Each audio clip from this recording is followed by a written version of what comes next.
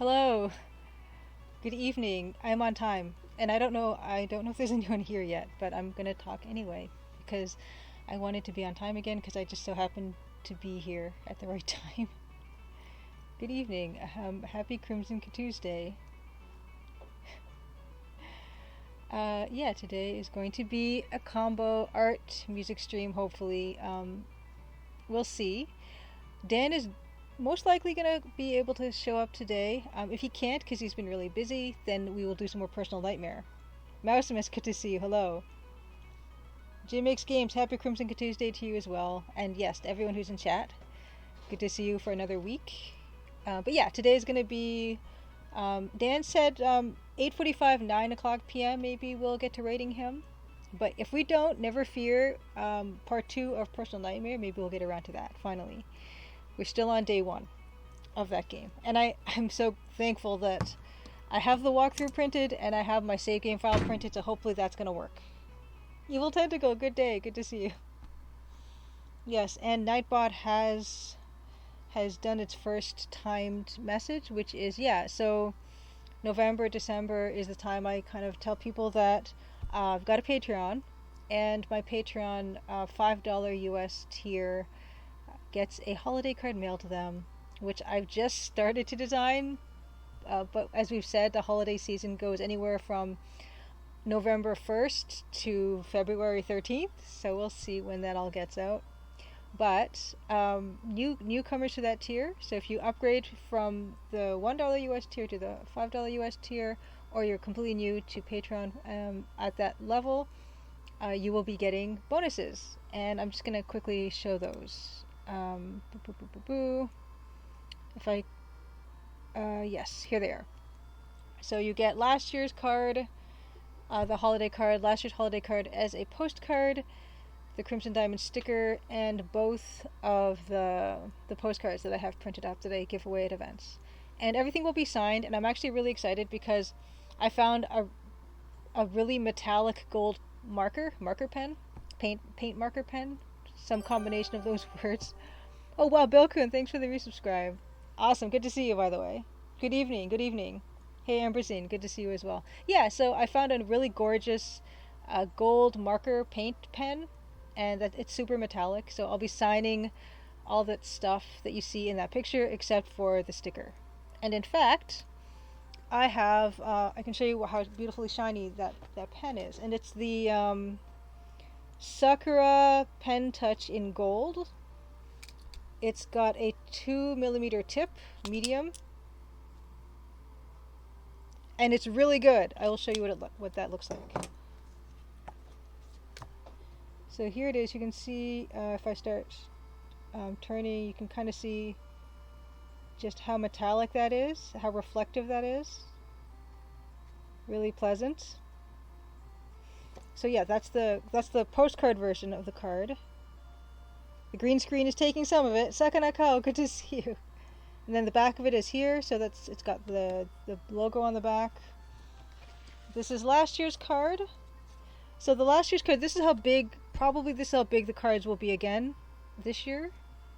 But oh, I didn't even sign this one. Okay, so I can show you what that looks like signed. No, yeah, it's not. It doesn't have holes underneath. Yeah, that isn't a cut out bit. That is just the exact color of the green screen. But I will actually take this opportunity to sign the card front so you can see how nice that is. Crimson Tuesday is Deluxe Stacks. Happy Crimson Tuesday. So there, look how shiny. Really, really good. What is it called? It is a pen touch, quick dry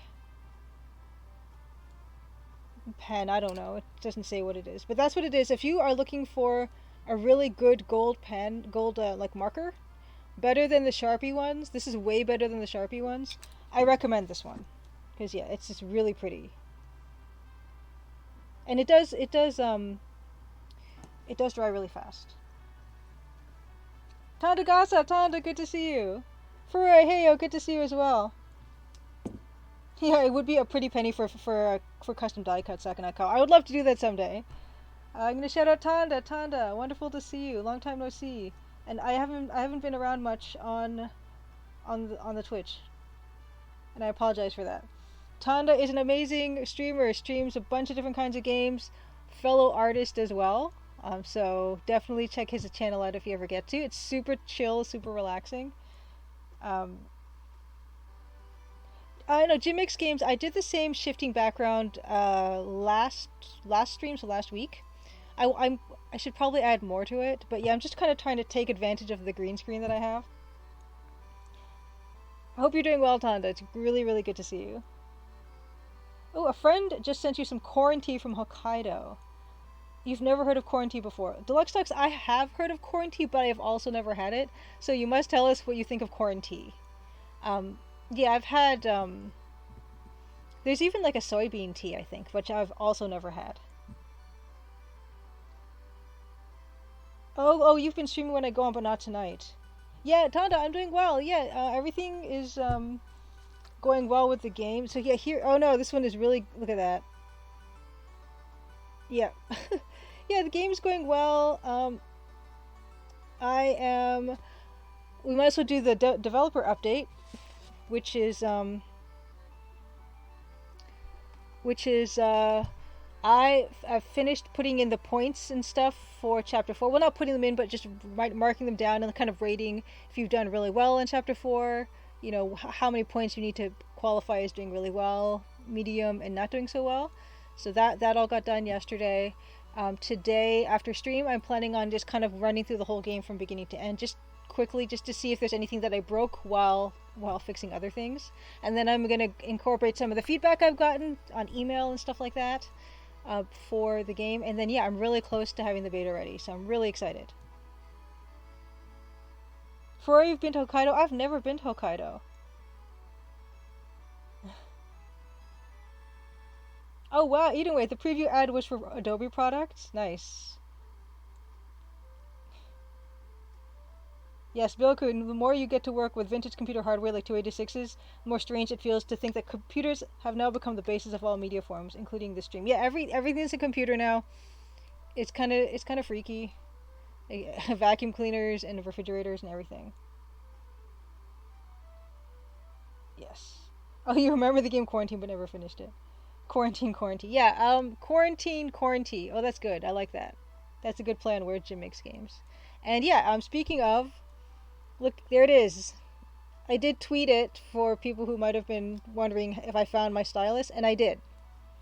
It was, like I said, it was behind the TV. And there's no reason it should be there. Then, of course, as soon as you find something that's not in a place where it should be, you have like this montage flashback in your head of how it came to be there. But I could not access that memory voluntarily, unfortunately. But here it is. So tonight we're doing pixel art with a stylus. If you want to see me do pixel art with a mouse, which apparently is not that uncommon for pixel artists to do, check out last week's stream, I guess. Hi, Bray Hazard, great to see you. Ooh, I love your emojis. They're also yellow.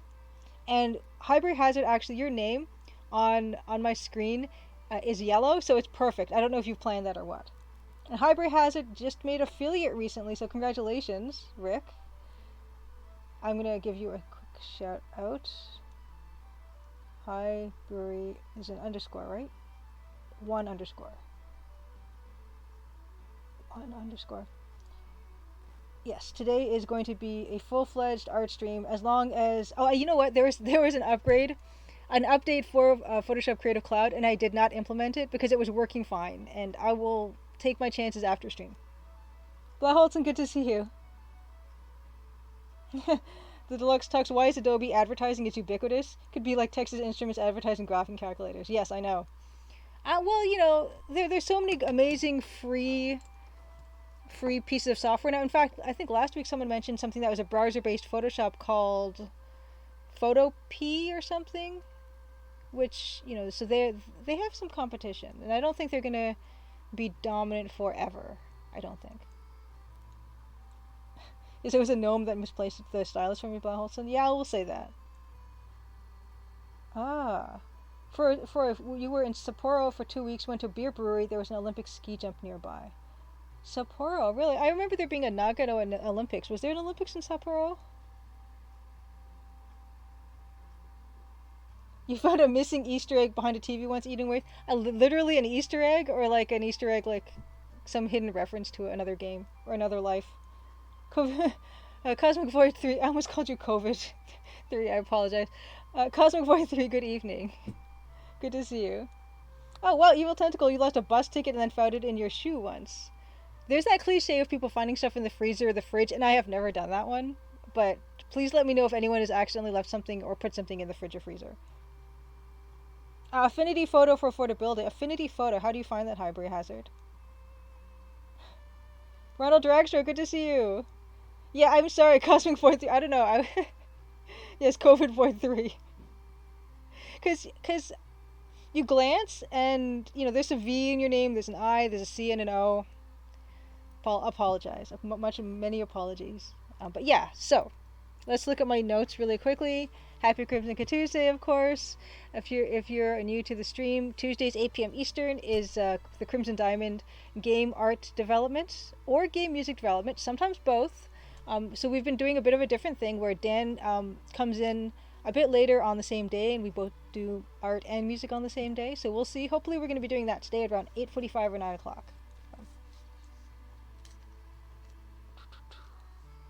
Tonda, also Affinity photo. I'd love to hear. Affinity is good, great for the price. Photoshop, I'm sure, is better, but most likely in ways that are over my head anyway. Slat Studio, good to see you. Slat Studio, you're I checked in on your Kickstarter for Betrayed Alliance 2, and you guys are doing amazing. I think you've almost doubled your goal, Slat Studio. Hold on, and I think I don't have it on timer this time around, but I do still have the link. Slat Studio is making Betrayed Alliance Book 2, which is an EGA text parser adventure game, and the Kickstarter is still active, and he's made his goal well ahead of his goal, which is to pay for a musician and also overhead on development costs. The game will be free. The game is going to be completely free to anyone. You don't have to be a backer or anything like that. But of course, the more funds he can get in, the better he can make it, including stuff like a big box, like a design, or even a manual to print. So I highly recommend, if you haven't backed Slash Studios Kickstarter yet, Betrayed Alliance 2, please do. And of course, I couldn't be happier to see so much attention and love for an EGA text parser game. So I definitely, I have my biases. So congratulations so far, and I hope it gets even better as you go. Yes, for Aseprite, it's also great for pixel arts. Yes, for pixel artists.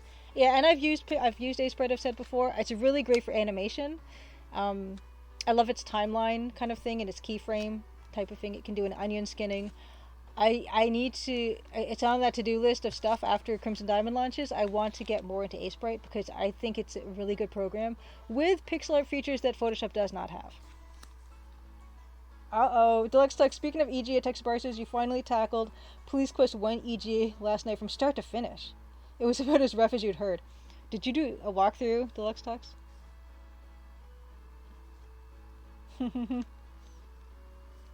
Yes, Photoshop is going duck hunting with a bazooka. Yeah, there's stuff in Photoshop I've never used before. I mean, everyone has their own little things they like to do with it, but yeah, it's kind of it does everything. It's like a Cuisinart,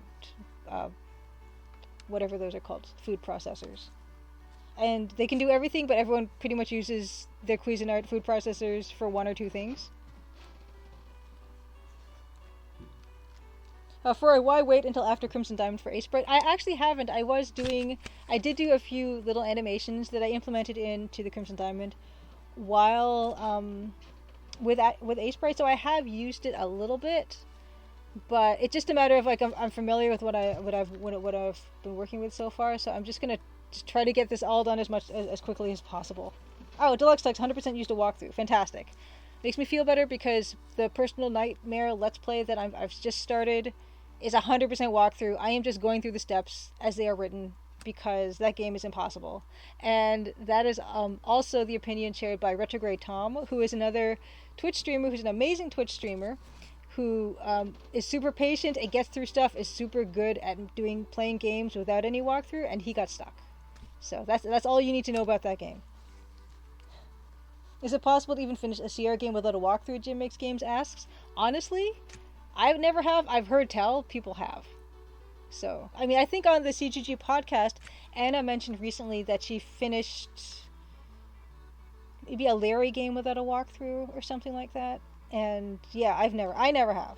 But apparently such people exist. And I admire them, and I'm a little scared.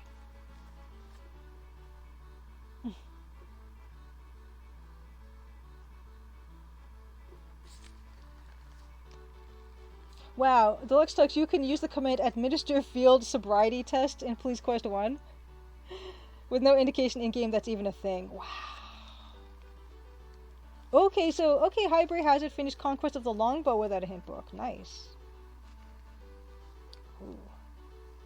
Yes, Cosmo 43. So you listen to the same CGG podcast. I think it was their 1987 episode, their most recent episode. So yes, she was 9 or 11. Anna Vigu, who is a co-host of the CGG podcast, beat Larry 1 without a walkthrough at 9 or 11, which means she's some kind of prodigy. Techno Babylon, Jim Makes Games you only had to consult a walkthrough twice. It's pretty good. I finished Broken Age pretty much, except I think I had to check something maybe once or twice as well. And Thimbleweed Park maybe once or twice. Yes, oh yeah, that's true. Highbury Hazard. I finished Colonel's Bequest without walkthrough, but I got, I think, the worst or second worst ending. Yeah, that game, I love the idea that game can be finished without a walkthrough. And in 1989, no less. That's revolutionary. Deluxe Tux, you finished Space Quest 1 and 2 without a guide? Okay. You guys are way better at playing these games than I am. And I'm hoping that the Crimson Diamond will be also easy to play. Let's see. I'm just checking my notes. I showed off my fancy metallic marker, which was $3.99, which is not bad for a really nice metallic marker. I don't think. I checked my receipt and I was thinking it would be more. But I think we're pretty much gone through everything. We've made really good time today. Bilkun, I can understand beating any King's Quest or Space Quest game without a walkthrough if you're 9, but I can't understand beating Leisure Suit Larry without a walkthrough when you're 9. And Anna is kind of amazing. Anna is gifted. But before I move on to getting into the art for tonight, I guess I should introduce myself really quickly to anyone who's new to the stream. I am Julia Minamata. I'm the game developer behind The Crimson Diamond, which is a mystery adventure game set in Canada in the early 1900s, and you play Nancy Maple behind me, and also the little emoji. And you are on the trail of a dazzling diamond. You get sent up north to Northern Ontario by your boss, and you work for the Royal Canadian Museum. And while you're up north, staying at the Crimson Lodge, you of course run into all kinds of people with all kinds of agendas, and they all have little secret conversations that you can listen into sometimes, and hopefully do some field work, hopefully do some detective work, and figure some stuff out. And I'm finished chapter 4. I've been finished chapter 4 for a while, but I've just been doing some testing, and the feedback stuff I'll be working on this week as well. And I'm hoping to have the beta ready for testing next week. That's what I'm aiming for. So that's going well.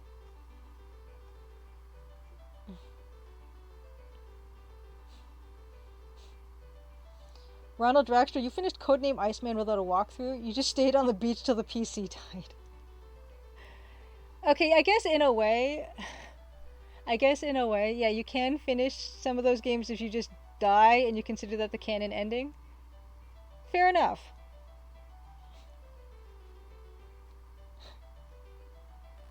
Well, I didn't know that. Is that true? I'm a little teapot. I was going to, Leisure Suit Larry was going to be another outlaw sex comedy. Oh no, oh, you're talking about Codename Iceman. Okay, I see. I thought you meant Leisure Suit Larry was going to be called something else. Gotcha. Okay, gotcha. I'm so sorry. I sometimes can't tell. Because there are games with interesting titles, similar to one that you mentioned. But yes. Oh yes, I'm going to run the trailer. That's the other thing. So yeah, so game dev, art, and music streams are every Tuesday, 8 p.m. Eastern, and I'm going to run the trailer in case you don't know what a text parser EGA mystery adventure game might look like. Mine kind of looks like this, and I hope even if you weren't alive in the late 80s, you might still find something there fun to do. I think you might, because we do have some people in chat that are new to adventure games. that say they enjoy the demo. So I encourage you, even if you're not familiar with the style of game that this is, to give it a try. I've made some efforts to make it easier to play, and there is a tutorial in the demo to give you the basics about how to use a text parser in a game and how to do sort of basic navigation. But yeah, I'm going to run the trailer now, and then we're going to get right onto the art. All right. One.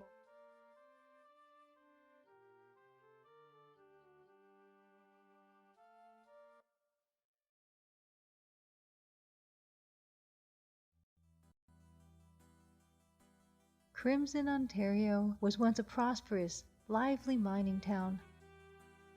But that was a long time ago. Now it's quiet, nearly deserted, and some folks aim to keep it that way. Nancy Maple is an aspiring mineralogist assigned to follow the trail of a dazzling diamond. An intriguing cast of characters has converged under one roof, each meaning to get their own way. Or else. Will Nancy untangle the mysteries and machinations before it's too late? Will the sleepy town of Crimson shine once more? Find out in The Crimson Diamond, an upcoming adventure game by Julia Minamata. The Crimson Diamond demo is available on Steam and itch.io for Windows PC and Mac OS.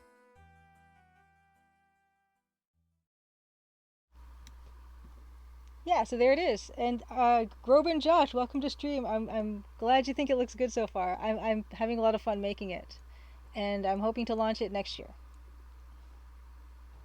Blair Holton, you say the Freak Museum often streams retro games, and she also relies on walkthroughs for the ones she plays. Yeah, I don't think I would do it any other way, because I don't stream playthroughs for a really long time. I want to do maybe 40-45 minutes or so, and I want to make some progress and show people new things instead of floundering.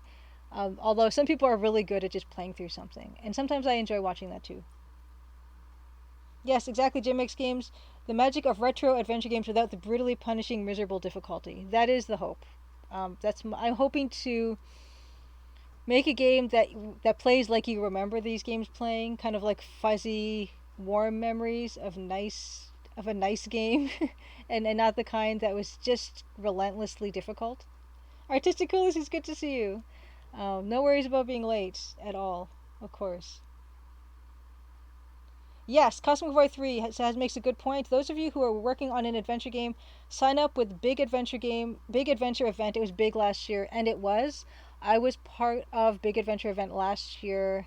I submitted for this year as well, so I hope to get in again because yeah, I got a huge bump in my wish lists for the Crimson Diamond while streaming for that event. And so it's really, really well organized as well. Jordan Taylor does a fantastic job organizing it, communicates everything really well with all these links and how to do everything that you need to do.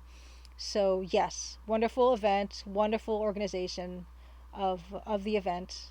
I definitely recommend submitting to Big Adventure Event.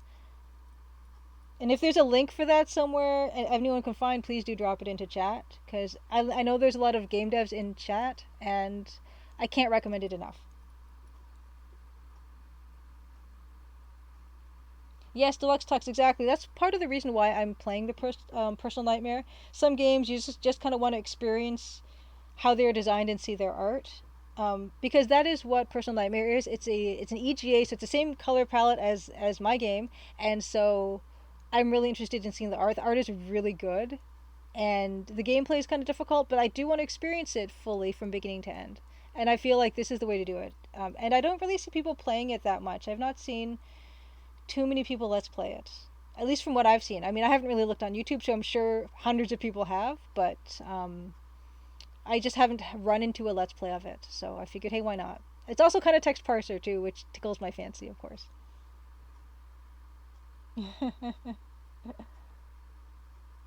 I am a little teapot. You made about 85% through Please Quest 2 without hints. Dead-handed yourself a quit in disgust.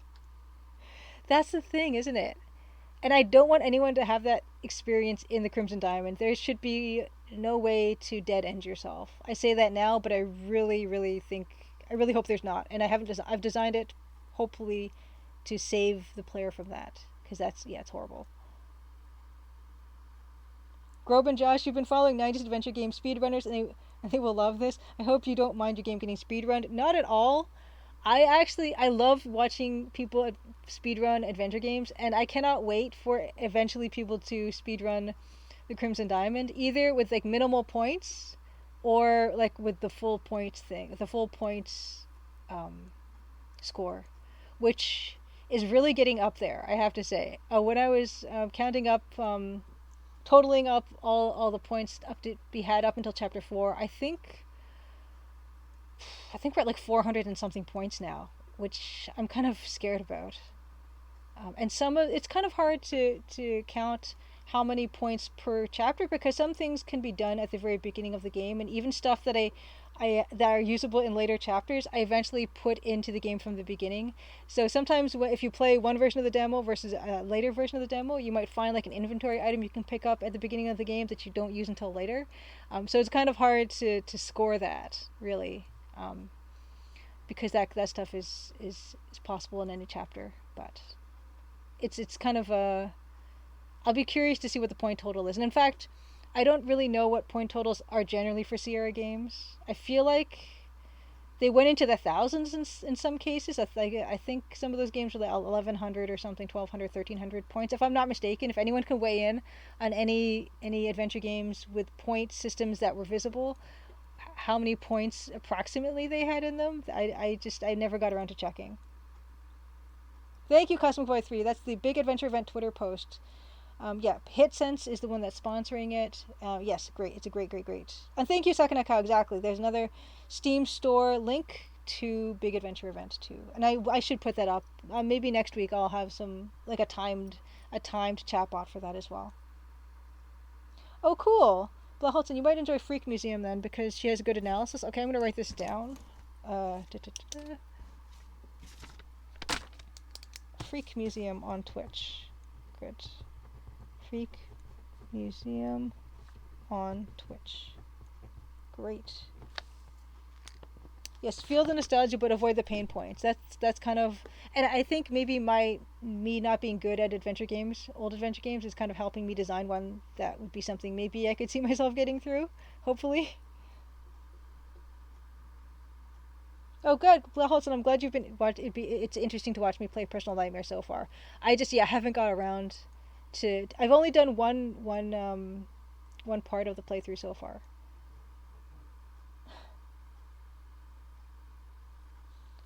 All right. Okay, yeah. So I think some of the earliest Sierra games, Sakanaka, you're right, has about 100, 200 points. Legion Suit Larry 3 has 4,000 story points. AGI Sierra games did not go over 255. Okay. Yeah. Some games kind of do a joke system where, you get 30 points arbitrarily at a time and then 1 point on other places. For whatever reason, I made my game not usually give just 1 point. Usually the minimum is 2 points or 3 points, and if it's something really good, then 5 points. But I might have to readjust that because I don't know. I get scared when the number gets too high, which is silly. It shouldn't make a difference. Yes. Yes, I can. Yeah, there are a lot of theories about why Sierra adventure games were that difficult. Some people say, business model at the time, also copy protection, the piracy they're dealing with, sell hint books. There's a lot of theories. Also that they kind of were inventing a form as they went along, so naturally there were going to be some rough edges. Pet Cat is 5 points. Mage's Initiation has 500 points. Yeah, so I guess I'm well in line. I'm well in line for that. Okay, so we're gonna move into Photoshop. Control Shift 8. Okay, 1 second. Okay. Hopefully you're seeing Photoshop. Let me know if you aren't. And I can start the music again. Binary point system. Hey Foggage Green, good to see you. Have you considered giving it 1, 10, 100, 1,000 points? Yes. So Ken Williams said it wasn't to sell hint books, or just the way the medium got created. Yeah, I can believe that. To be honest, I can believe that. Davor, good to see you. Yeah, because when you're inventing something, it's gonna be bumpy, right? Things get refined over time. Michael Darkwolf, good to see you. Hey, how's it going, all? Going well. I found Michael Darkwolf found my Wacom stylus. I don't know if you're here for when I couldn't find it, but all last week, all last art stream, I was using a mouse, which apparently, yeah, people still use mice for art streams. Oh well, Jim Makes Game says I seem to remember Roberta Williams saying she really liked the brutal difficulty of old text adventures, so she just carried that on. And wasn't there a Sierra game Eating with Us where you could get thousands of points at the beginning, but then points were taken away? I vaguely remember stuff like that happening. I'm not doing any of that stuff in the Crimson Diamond. No hijinks.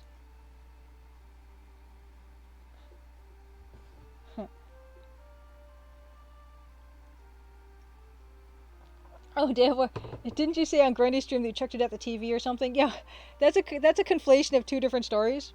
It was behind my TV, but I did not throw it there. I was just what happened during art stream last week is I was showing the play date on stream, and then I lost my grip of it, and then it kind of fell onto the Wacom tablet.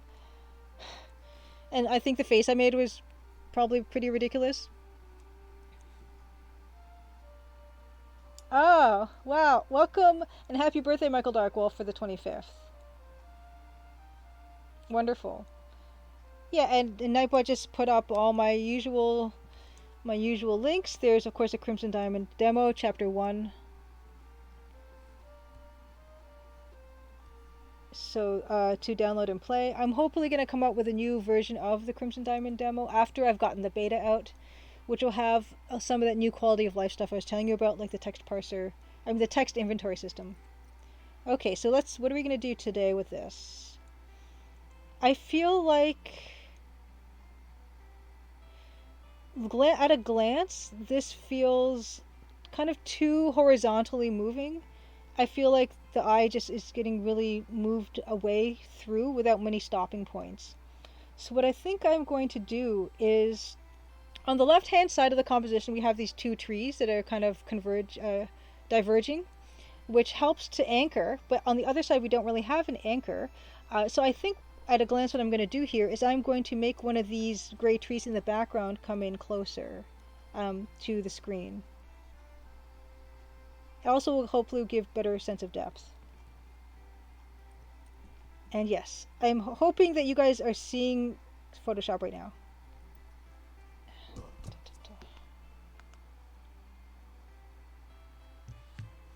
Does anyone miss Sierra-style copy protection in game? Deluxe Tux asks.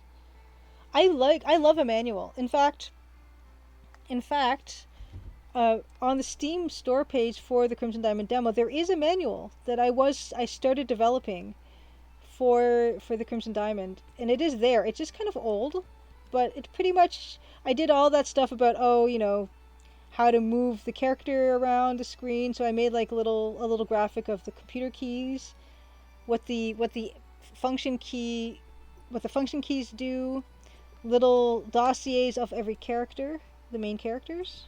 So if you do check out the Steam store page for the game, you will see all that. And hopefully I will get around to updating that. It also has maps, actually. And it has maps of the interior and exterior of the lodge. So, see all that fun stuff. You can check out the Steam store page. Yes, Groban Josh, I love the Dial-A-Pirate in Secret of Monkey Island. Oh, Dave, I unironically like the Conquest of Longbow copyright protection. I don't remember the Conquest of Longbow copyright protection. That was one that my neighbor had. So I had a neighbor who also loved adventure games, and we would he would specialize in sort of like the Space Quest stuff, and I got the King's Quest stuff.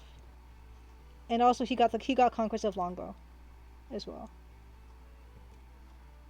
So I actually don't think I've ever played that one from beginning to end. Although I did play, I think a couple of years ago now, I played a Conquest of Camelot, which is the EGA version. Well, EGA game that preceded Conquest of Longbow, and I like that one quite a bit. So I gotta check out Conquest of Longbow on my own, because I know that's a really good one. And if you haven't played Conquest of Camelot, except for a couple arcade sequences, I really love that game. That's a really good game, and it held up because I'd never played it before.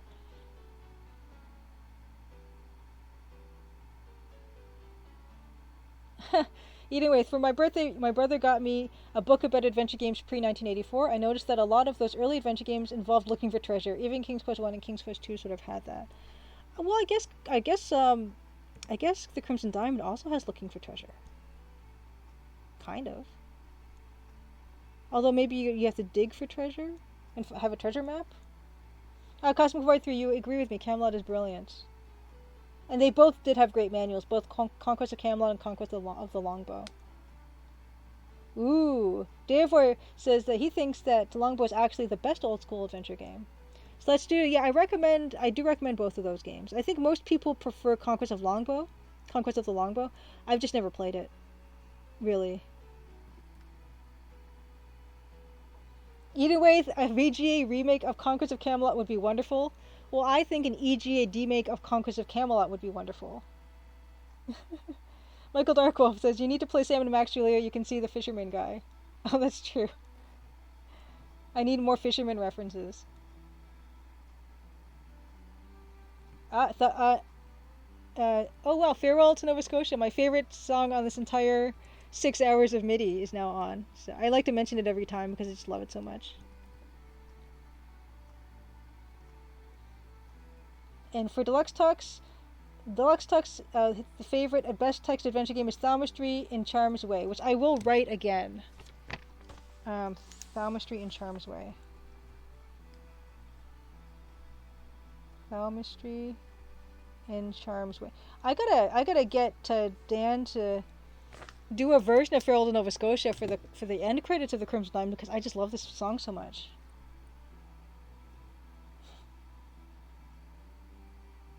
Ooh, Just a Jeffy, you've got Zach McCracken's Zap 'em 2 pamphlet right here beside you. Nice. So hard to read, impossible to copy. I've never seen that. That's awesome. Zach McCracken is another one I have to play. I have not played that one yet, but I have plans to.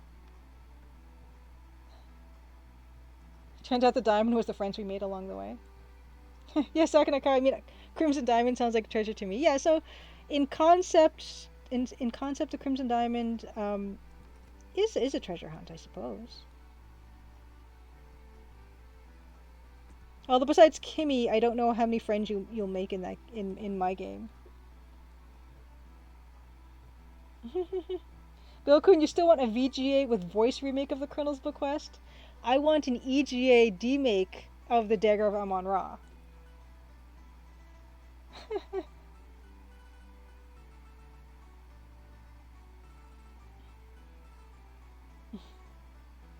Ooh, Conquest of Camelot box that supports CGA and grayscale.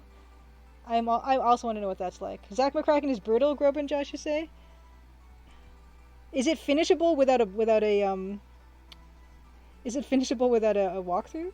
Zach McCracken?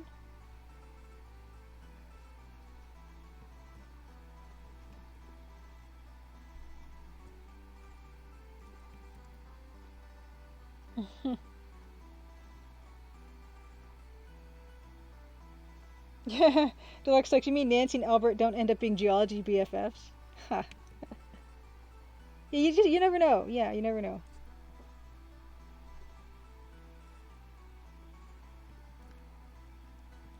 Therefore, I unironically work on an EGA demake of Amon-Ra with somebody. Well, at the very least, I should do an EGA demake of one of those screens. I think I need to do that at some point. Yeah, so what I'm doing here, I made this tree closer, and I think it does help anchor the composition on the right-hand side.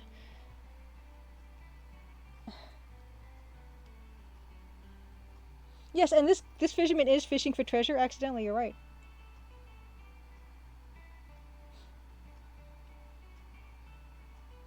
Yes, let's do. You're right. I really love the voiceovers in Dagger of Amon-Ra.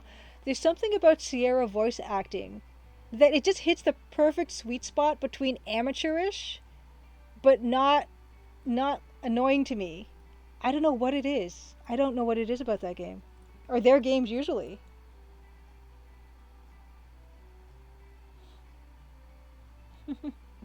Dave, where you could do an EJ New York City Laura. I think I might one day do just this one screen just to say that I did, because I do want to see what that looks like. Yes, Yeah, Albert and Nancy will stay up all night talking about gems. Could happen. Yeah, this is another reason I like working with layers is because I can move the fisherman element around, and if I feel like I think now for the composition I want him to be over a bit more. Although his head is kind of missing. It's not in this selectable area, but that's easy enough to fix.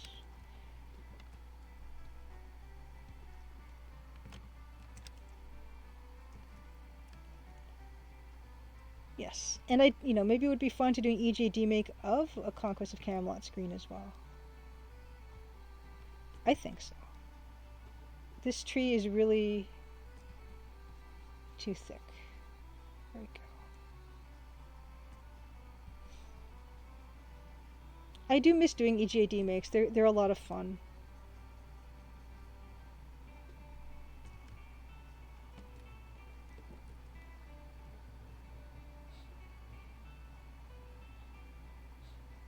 Yes, Lex likes Amon-Ra. If you don't look both ways and crossing the street, you're instantly killed. Isn't that what New York is like? I don't know. I would tell you when I went to London for Adventure X, I was really wary about crossing the street just because people drive on the wrong. Listen to me. People drive on the opposite side of the street than what I'm used to, and so I never felt like I was looking the right way to cross the street. I thought I'm gonna get run over like for sure.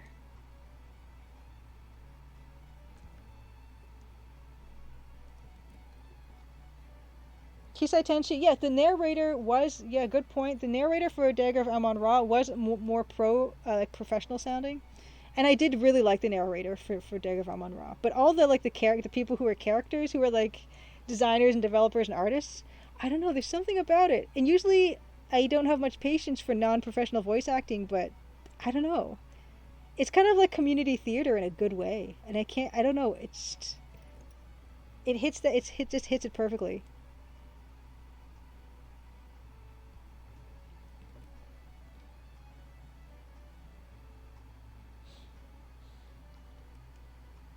Yes, demake a scene, eating with. Yes, maybe at some point I will do that.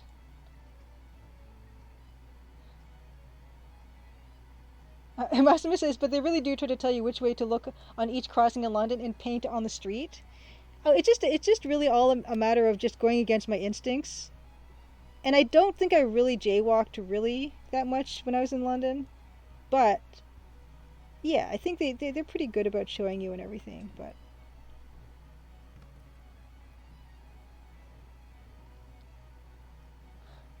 just to Jeffy, you prefer the non-talkie version of King's Quest V? I think I only had the non-talkie version of King's Quest V, and I do like it. No.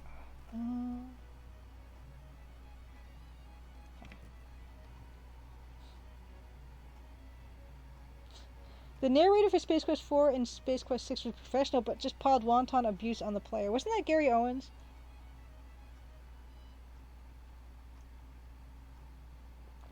And King's Quest 4, King's Quest for Glory 4 did have really good voice acting.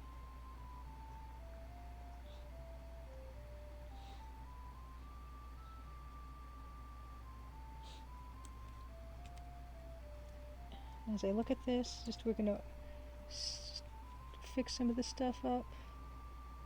Oh yeah, my little Christmas tree that I put in there, that little tree.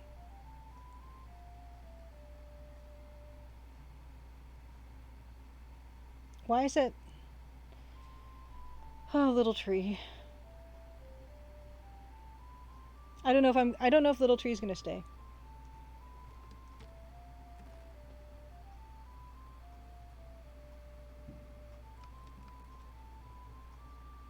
Oh, voice acting in Space Quest 3. Space Quest 3 had voice acting in the intro? I didn't even realize. Yes, Gary Owens was fantastic. Hi, Jim Matt, good to see you. The little tree is good. I like Little Tree. Little Tree is on his own layer. Little Tree is good, but I think there needs to be more of trees like that to justify Little Tree. Maybe we can put one. I kind of like the space that's here between the bucket and tree. We can't just have one of these kinds of just coniferous trees. I should probably put more somewhere.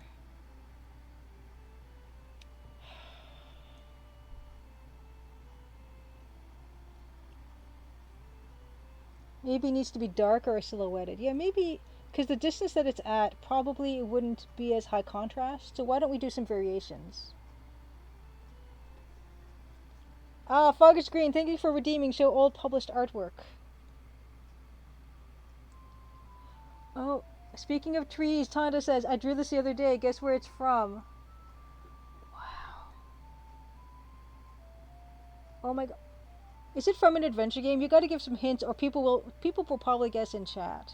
I feel like there's a lot of talking trees in adventure games. If you saw that tree in the game as it is, I type look under tree. Find present. Perhaps little to remove to another screen. Old DOS game, platform game. Oh, is that Commander Keen? Tondagasa. Yes, I'm going to grab that published work for Fogage Green. I'll be right back.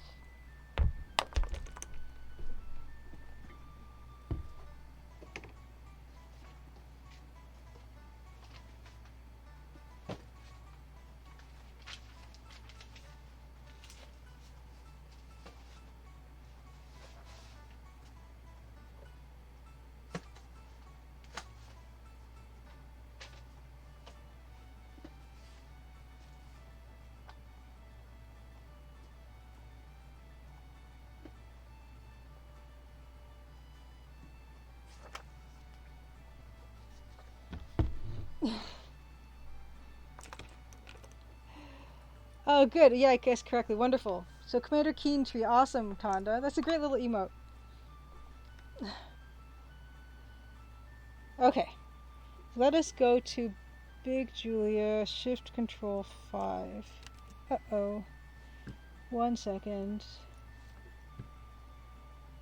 Okay. Yeah, so here is the piece I'm going to redeem for show published artwork. Old published artwork. This is from Purdue Alumnus. This is actually one of my more recent illustrations, one of my last published pieces I've gotten. Purdue Alumnus, summer 2018. I did not do this cover. It was an interior piece I did. And I did this piece here called How Sweet It Was. This was fun because I got to do some lettering, which I don't often do, which I do enjoy, hand lettering. And it was fun because of how challenging this composition was.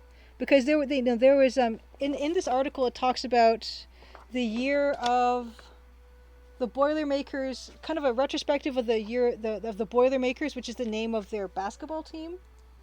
And they have all these different little news items that I had to research and illustrate and incorporate it into this kind of very specific what is this? Graphic design, where there was going to be a lot of text here, and I wanted to do a drawing and then also have it be kind of a border here. And so we've got like this family circus type of path that goes through the hoop all the way around and down to where he is at now. And that is a portrait actually of one of their star players on the Boilermakers team. Yeah, I don't know, I guess it's called Captain's Log, their Purdue Alumnus magazine. If anyone here is a Purdue alumnus, maybe you have this somewhere, if you haven't recycled it.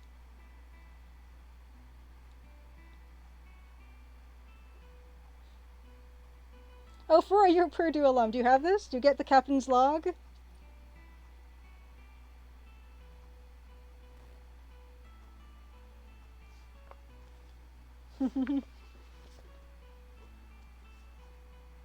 Frogage Green asks how I landed this particular job. That's a really good question. So there's a few ways that I had in order to try to get work as an illustrator. I had a subscription to kind of a mailing list of art directors from all over the place. And so maybe a few times a year I would get postcards printed up, which is why I'm so familiar and comfortable getting postcards printed up for the Crimson Diamond, because I would get postcards printed up of a piece I really liked from my work, and I would mail it out to a few thousand, maybe 1,000 or 2,000 of my most targeted people that I really wanted to get work from, and and in between those mailings, I would do emailing, like email an image with a link and everything to, like, a few thousand people as well every few months. So I suspect probably maybe I got that from I got this job from an email. Oh wow, that's nice. I didn't realize. So they also did contributors, and there's my name, and also that's the image I used to use for contributor stuff. Although this was not originally meant to be a portrait of me. It was an illustration I did for the National Post, and it kind of looked enough like me that I used it. If magazines wanted a contributor photo or illustration, I would just give them that.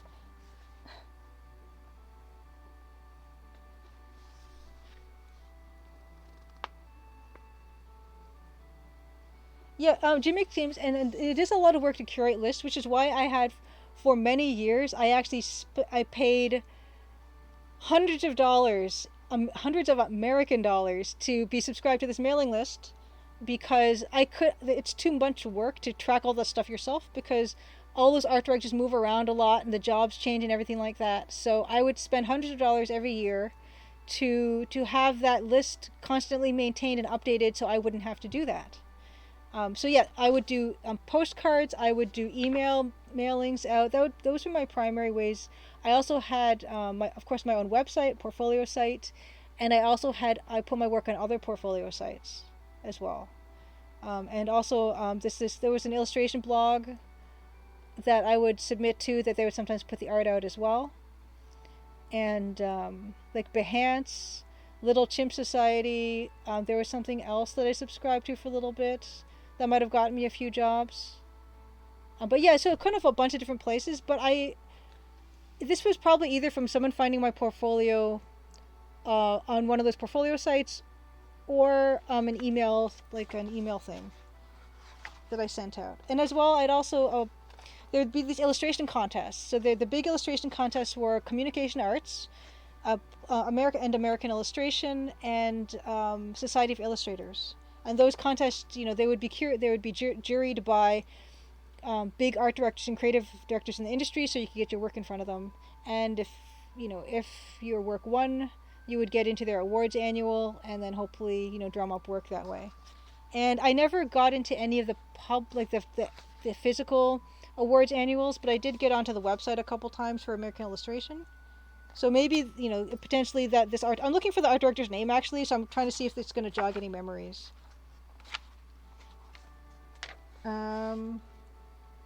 Art director. I don't see anything for art director here, and these names aren't ringing any bells. So I don't know really, but it's a matter of just trying so many different kinds of promotion at once, which I guess is why when I work on the Crimson Diamond and I do promotion for the Crimson Diamond, it comes naturally to me, because I was hustling for years trying to get my illustration work out there to people. But anyway, yes, there's me again,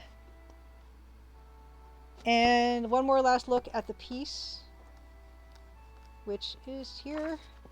And again, you can see I use very limited color palette just naturally, so doing a limited color palette game like the Crimson Diamond is just totally in my wheelhouse. So there that is. Thank you for the redemption, Foggage Green.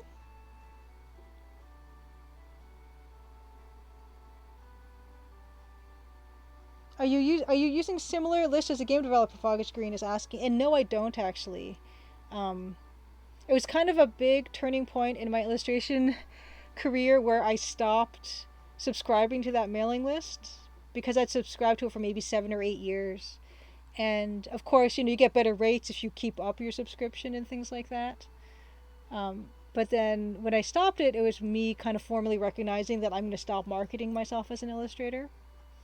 And that was a tough decision to make, but if I hadn't made that decision, I wouldn't be here today talking to you guys, and working on something I really love. So sometimes these kinds of tough decisions, they work out better in the end. And sometimes illustrators in Canada, because Postage wise, if you send out postcards from Canada to the US, you're talking like $1 or so per postcard, which really adds up if you're sending like 1,000 or 2,000 postcards anywhere. So sometimes we would make a run for the border, and I've done that at least once or twice. Gone to Niagara Falls, gone over to the American side, and sent using U.S. stamps, which would be like 30 cents to send a postcard versus like $1, $1.20. So I had a roll of American stamps that I bought, and I attached them to the postcards, and then I mailed them on the American side. So sometimes we would do that too. Oh, Foggish, you're welcome, and thank you again for redeeming. Yes. Okay. So we're gonna go back to. Oh, we're gonna go back to Photoshop.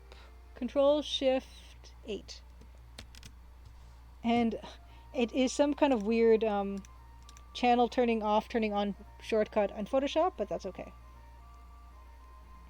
Yeah, we were pondering the little tree and whether we are going to keep him, make more of him, or get rid of him. It's kind of where I am now. Oh yeah, and we're gonna make a version of little tree and turn the contrast down a little bit, because I do feel like maybe it would just be the dark cyan there for him, because maybe I don't like him so much because he's sticking out. That's better.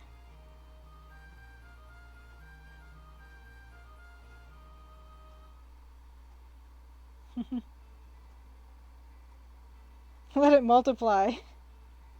And it does look lonely. It needs more friends. I think it needs more friends. I think we are correct in that.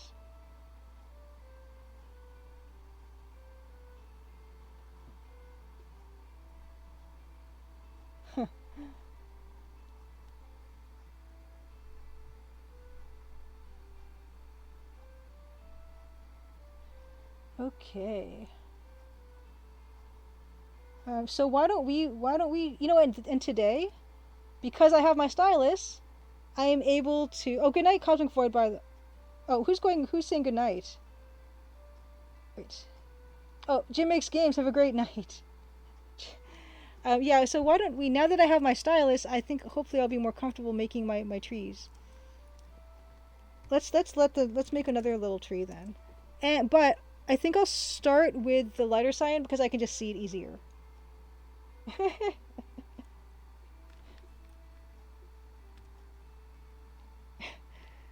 Jim is a very common name.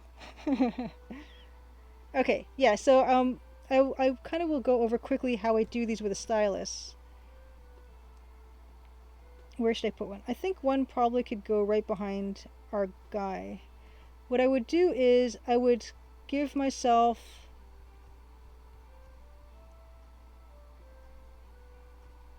this kind of skeleton of what I want that tree to be like in size, and also which way the branches are going.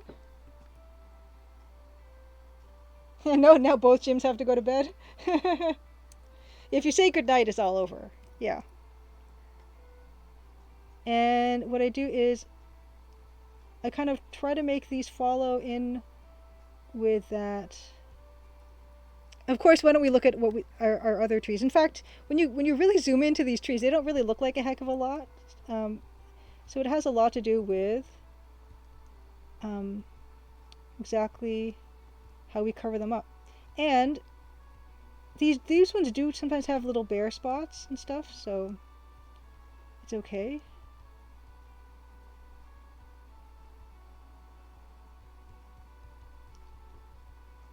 And then what we're going to do is use this darker cyan to do this. But although, I mean, yeah, this is just a matter of me getting the lighting correct and going back in with some dark.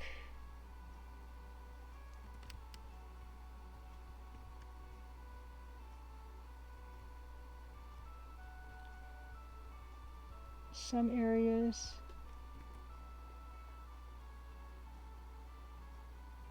Oh, thank you, Eating Wraith, and we're glad that you're here chatting with us and working on something you love. Thank you. It means a lot to me to be here and working on something like this.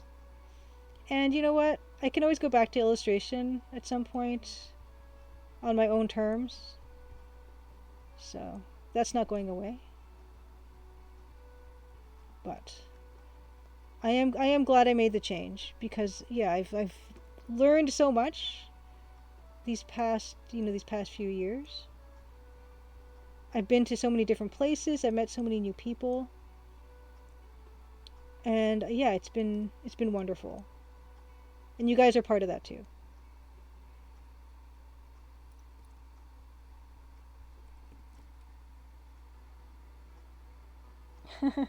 The way I'm painting these trees. Yeah, well, Halton, you like the happy little trees?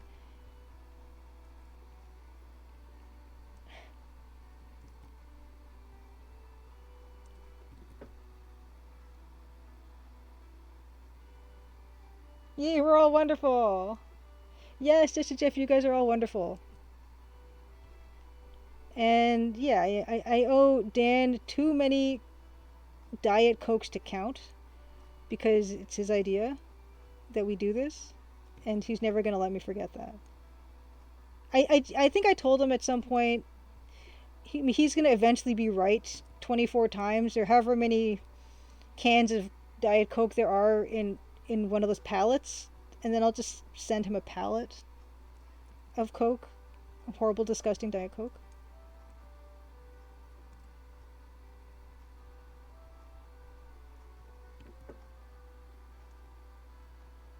Exactly, eating with. I've worked on other games, learning additional skills like programming and font design. I've learned so much and so many different kinds of things. Absolutely. I mean, I got to do a Playdate game. That's amazing. And I got to art direct. And yes, Space Warlord Organ Trading Simulator is launching this year, which is super exciting.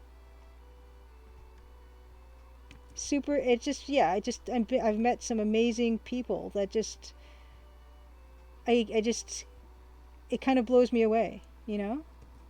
So at the time when I stopped submitting my art to the illustration contest that I never got into, and I stopped paying for my yearly subscription for this mailing list, it didn't feel good because it felt like I was giving up. But it made room for other things. For you're drinking a Diet Coke right now.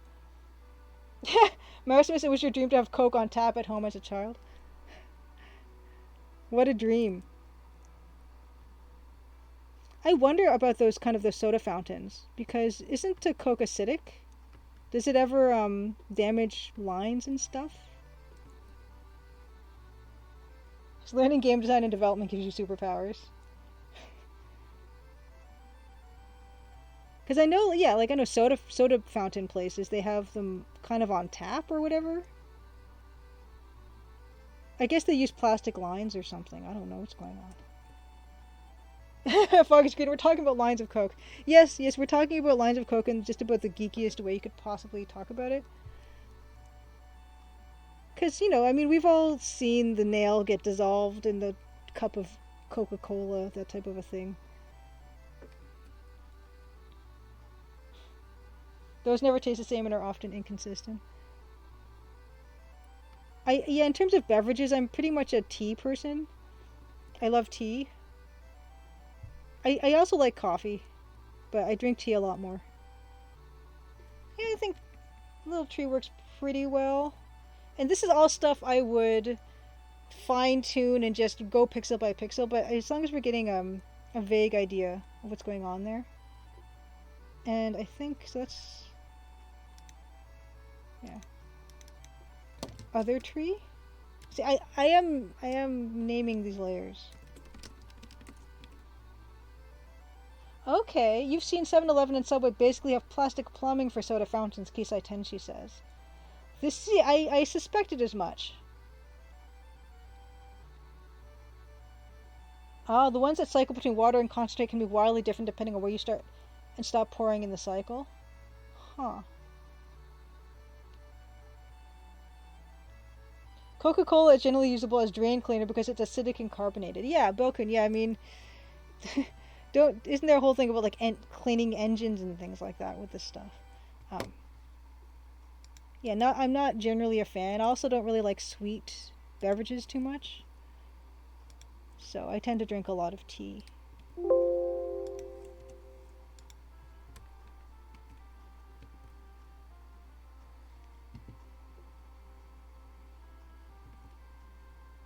Yes, Decaf Jedi.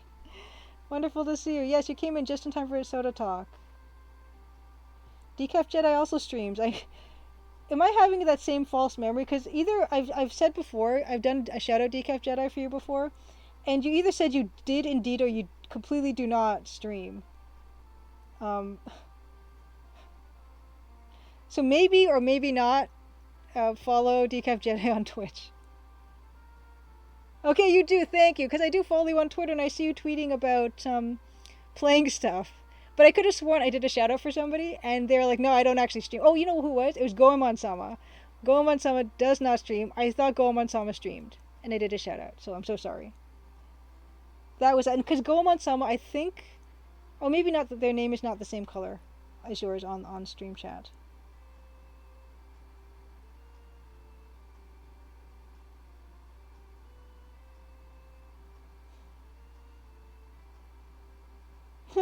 Oh, the whole thing. There's a lot of completely bogus videos online about what you can achieve by just pouring cola on things.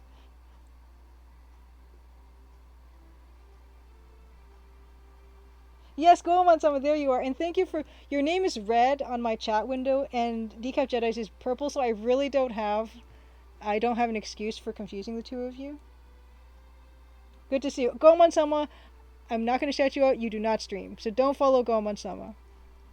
Gomon Sama is a pretty great artist though on Twitter, so appreciate their art on Twitter. Really, really cool stuff. Okay, so yeah, we can definitely do trees. I'm going to see. This is a matter of the scale of some of these trees is kind of bugging me, because this tree that's further back is. I mean, this can happen. You can have thicker trees in the background than in the foreground, but for legibility's sake, I'm going to make this one thinner, so that it's not messing up. Just making something really easy to read as at distance. I'm gonna go with that. Cause sure, this tree can be older than the one that's in the back, but and when things kind of follow all the rules nicely, like they don't do in real life, it can be easier on the eye.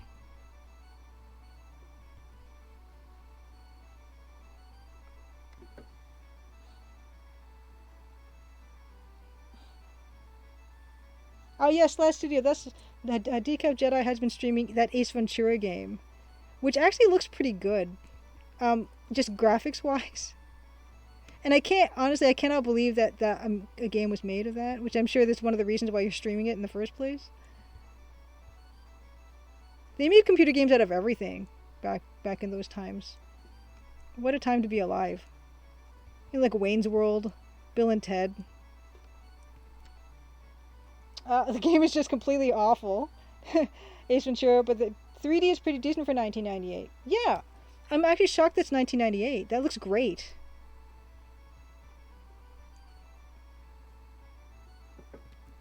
And also see this tree right behind. The fisherman is also really thick, so I'm gonna fix that as well. Yes, every movie and TV franchise had a video game in the 80s.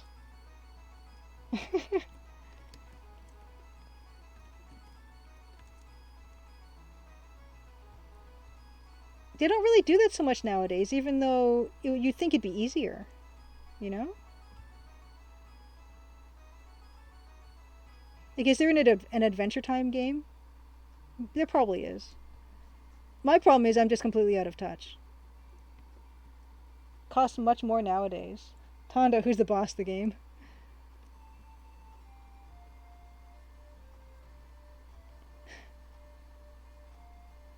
I still to this day am kind of amazed and a little appalled by the amount of time I spent watching television when I was a kid.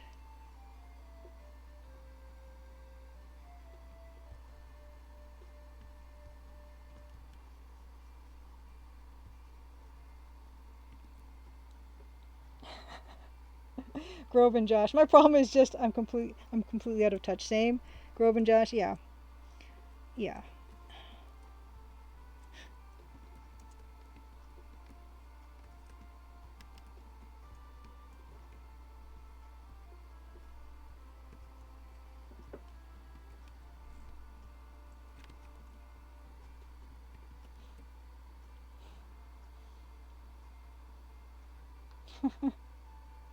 What else was there to do than watch television? Fogage Green says. And Day4 says, "Man, I never thought about that, but wow, TV as a kid was such a waste." There was a lot of good TV. Don't get me wrong, because there was Animaniacs and Tiny Toon Adventures and Batman Begins. I mean, no, Batman the Animated Series, and there was a lot of good stuff. But I would be okay with just sitting in front of it when there was whatever on. And nowadays, I need to ask, do kids even watch television anymore?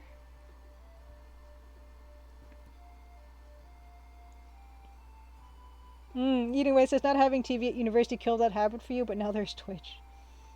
Now, makes you were also glued to MTV. You were glued to MTV. I wasn't actually glued to MTV. Um, I did watch some of it, I think. It was Much Music here in Canada. Um, yeah, I'd watch like the countdowns and stuff. And they had the golden age of Nickelodeon, Grobe and Josh, yeah. Oh, kids is like the main reason people still pay for TV, as far as you know. Blaholtzen says, curated and always available. But is it TV like TV, or is it like streaming services?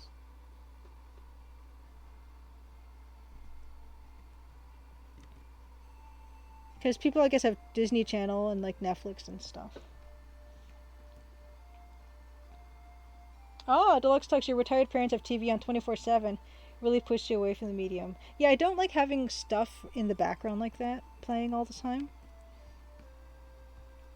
Which is kind of why when I worked in a mall at a clothing store, having music on all the time was kind of a bit much for me to get used to.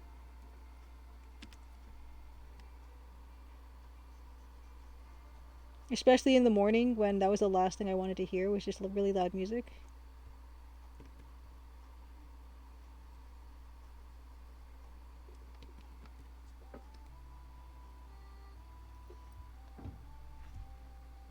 Oh, Dan. Dan is, let's say 9:15. Dan is imminent, you guys.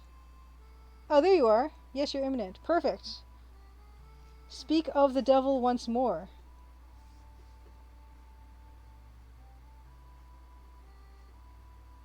Good evening. Yes, Michael Darkwolf, I worked at Toys R Us and I swear I wanted to break the radio. Especially during the holidays. Especially during the holidays. A wild Dan appeared. Dan, are you live? Are you live and ready to do the thing that we talked about? Really good to see you. Yes, Dan imminent.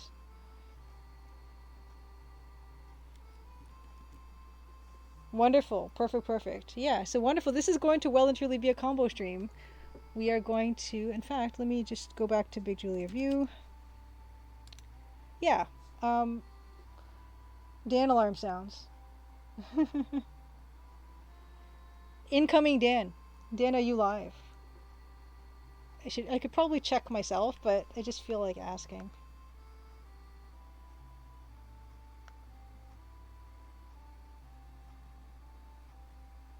I am okay. Dan is live. Okay, wonderful. So if you guys are new to stream and you don't know who Dan is Dan Polakar.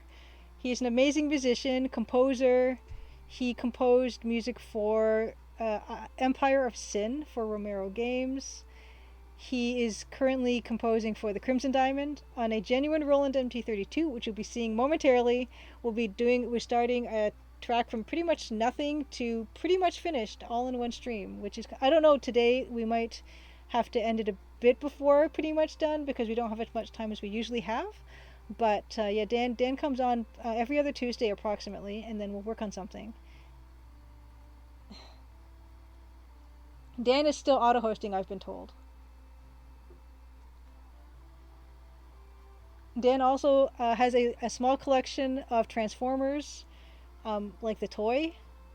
Not if that's a musical equipment, he probably has those too. But if you ask him nicely, he'll show you a Transformer or a nice big box from his vast collection or a bit of hardware. And you can ask Dan about the Empire of Sin expansion. And he is live. Okay. But yes, and also nominated for a Grammy for his work with Sean Paul on an album that I forget the name of now. High Frequency? Frequency? Anyway, we'll talk about it over there.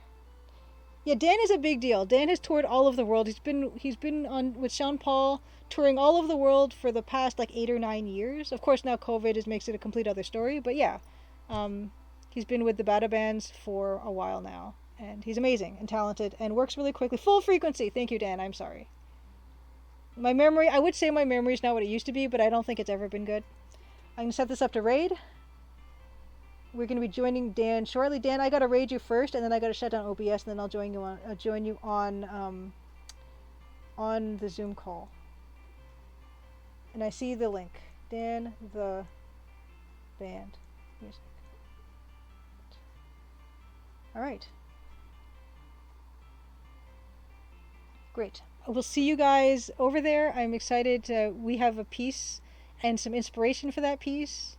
And would love to hear you guys weigh in on suggestions of where we need to go with it. But surprise, the inspiration is going to be Dagger of Amon-Ra, which is a soundtrack I listen to a lot because it's really good. Although it's not Roland MT32, it's General Midi, etc., etc. But yes. How's that going? Okay, we have nearly everyone. The timer is going down. I will see you soon. And next week, I think we'll be returning to Personal Nightmare for part 2 of Personal Nightmare, which is, like I said, still day 1 of 4 days. So we've plenty of game to go, and hopefully we don't get stuck. And I will not lose my list of what my save games are called, because that's a thing. Okay. Looks like everyone's set to go. I'm going to raid and see you guys really shortly. Okay. There we are. Oh, better turn this down. Whoops, that's up. Okay.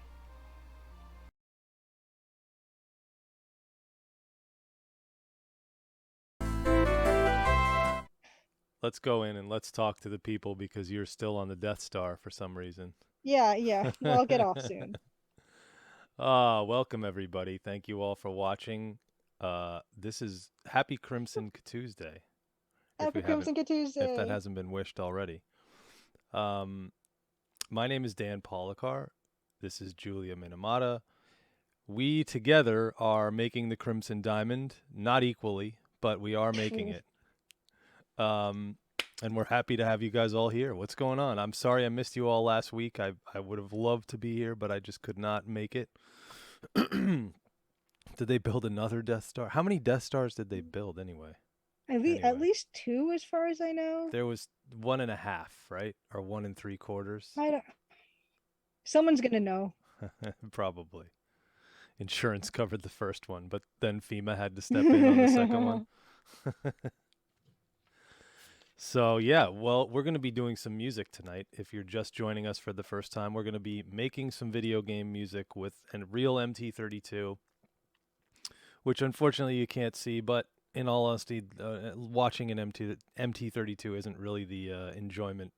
The real enjoyment is listening to the MT32. So I don't have any tags on the stream. Oh, well, let's fix that.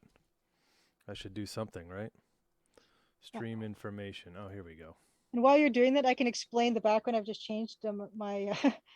I'm now out of the Death Star, and I've got this pattern behind me that is a pattern I made, and it's selling on my Society 6 store right now, and we have it as a shower curtain. Oh, thank you, Ambersine Zero. Woo. The best, as I said already. Okay, let's see. This is my my sushi, my takeout sushi pattern that I have. You can see it kind of looks like Hokusai's wave with the soy sauce. And you get these little soy sauce fish with the little lid on the mouth, which we don't actually get in Canada, but I've seen pictures of them and they're adorable.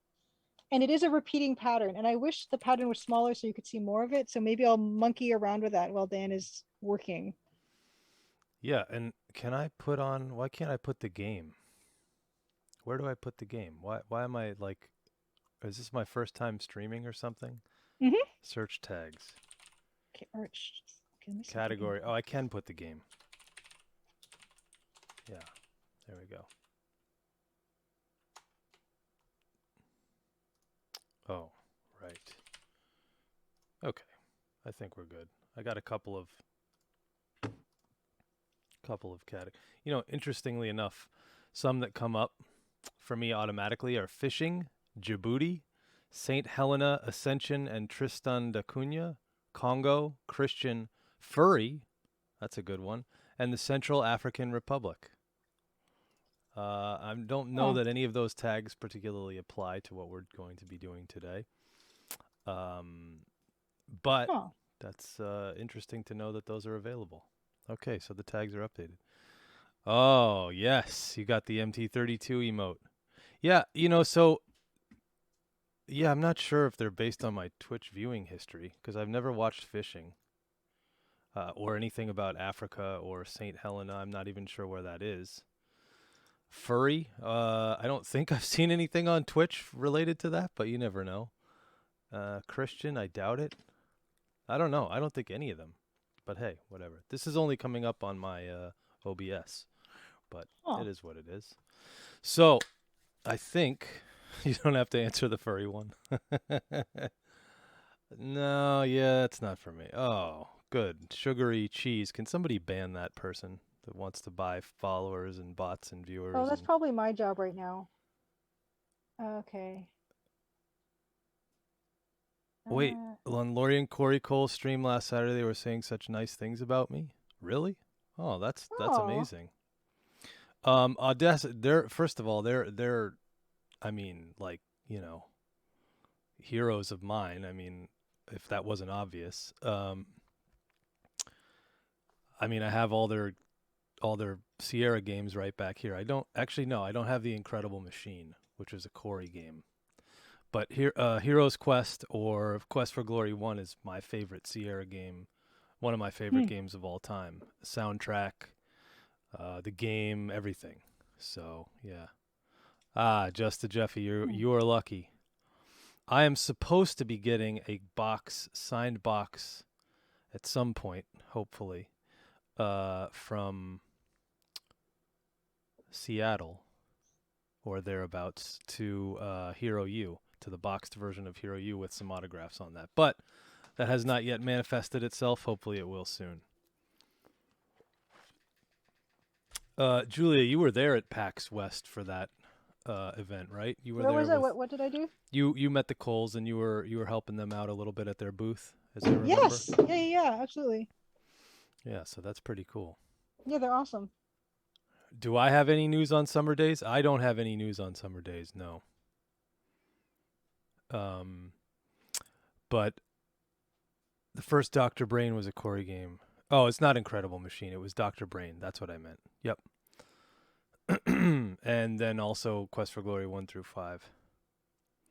Oh yeah, ask chat. I haven't heard much other than I thought I saw a tweet or a mention from Corey that they were going from alpha to beta.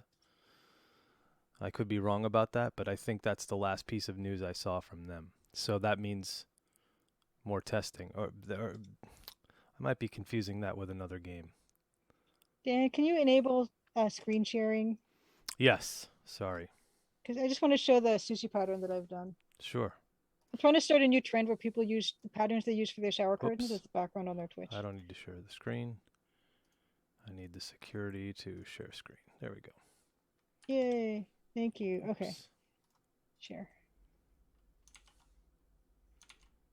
Oh, I screwed that up somehow. Okay, here's the pattern, hopefully. Yep, we see the pattern. Okay, yeah. So you can see it is a repeating pattern, but in a way that you can see a lot of the little sushi fish, but also you can see each of the little sushis also are different. So it repeats more frequently in one way and less frequently in another way. It Is I looks guess what like I'm it would trying to make say. a great material for like making Yeah, clothing or something out of. yeah, yeah. So that's kind of what it's it was I designed this specifically as a repeating pattern Yeah. that yes, you can this is, yeah, like I said, it's on my Society 6 page, and it's really nice as a like a duvet cover or something. But yeah, there's Yeah. you can see like the disposable chopsticks with the little paper wrapper. You can see the wasabi little rosettes.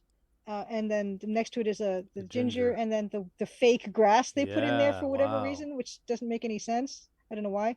Also with like some Japanese hakusai wave flourishes and a bunch of different kinds of like fish for this actual nigiri sushi. But yeah, that's what's in the background right now just because I wanted to do it. And maybe next time I'll show a different background. It's pretty awesome. Can I Thanks. get it as a shower curtain? Yes, it's actually a really great way to get a big piece of art in your house that is functional and actually not that expensive. So, Oh, I'm doing something wrong with Zoom here. Let me fix that. Um, yeah, I really like it. thank you. Full screen. There we go. Okay. This pattern would make great merch. Yep, like we said, it's on the society. You want to It put a link to your Society 6 page? sure. Give me a second. Because right now, I have two. I have one for Crimson Diamond stuff, and I have one for Julia illustration stuff. Illustrate. Oh, let me find it. Yeah. Oh, you know what? I should just go to my own website. What am I thinking? That's a good idea. Yeah, because there's a link there.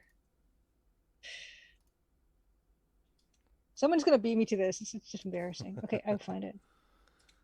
Okay, and I'm going to open up, while we're Yes. waiting, I'm going to open up a session here in Pro Tools. And yeah, somebody was asking about the Empire of Sin DLC, the update. There was both a DLC and an update released on the 18th, and that update is called Make It Count, which introduces a new character, all kinds of new stuff came out with the game. I haven't even played it since the update, so that's Hmm. embarrassing. But I did music for the update. So if you play the update, I did the 5 levels of the Loan Sharks Fixers music.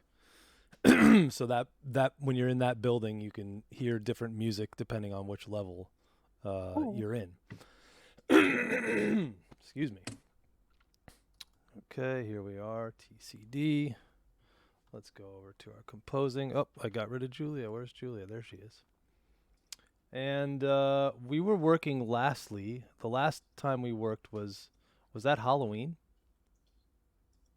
Or was it the tents track? No, it was it was. Halloween. Ooh, I think it was for the clip, the animated clip. For the Halloween clip. Okay. Yeah, So yeah, wow, I it's think been so. almost a month. I think maybe I don't know. I That's mean, right. I could be wrong. Yeah, no, I think that's right. Hmm. Okay, so I'm gonna go back to our tents track, chapter 6. It says I'm gonna save this. I don't, even though I don't need to. And I'm going to. No, I'm not going to do that. I'm going to create a new one. Do we have a working title we can use for this? Yeah. Let us call this. Uh. No, we don't. Um. Let's call this official authority theme.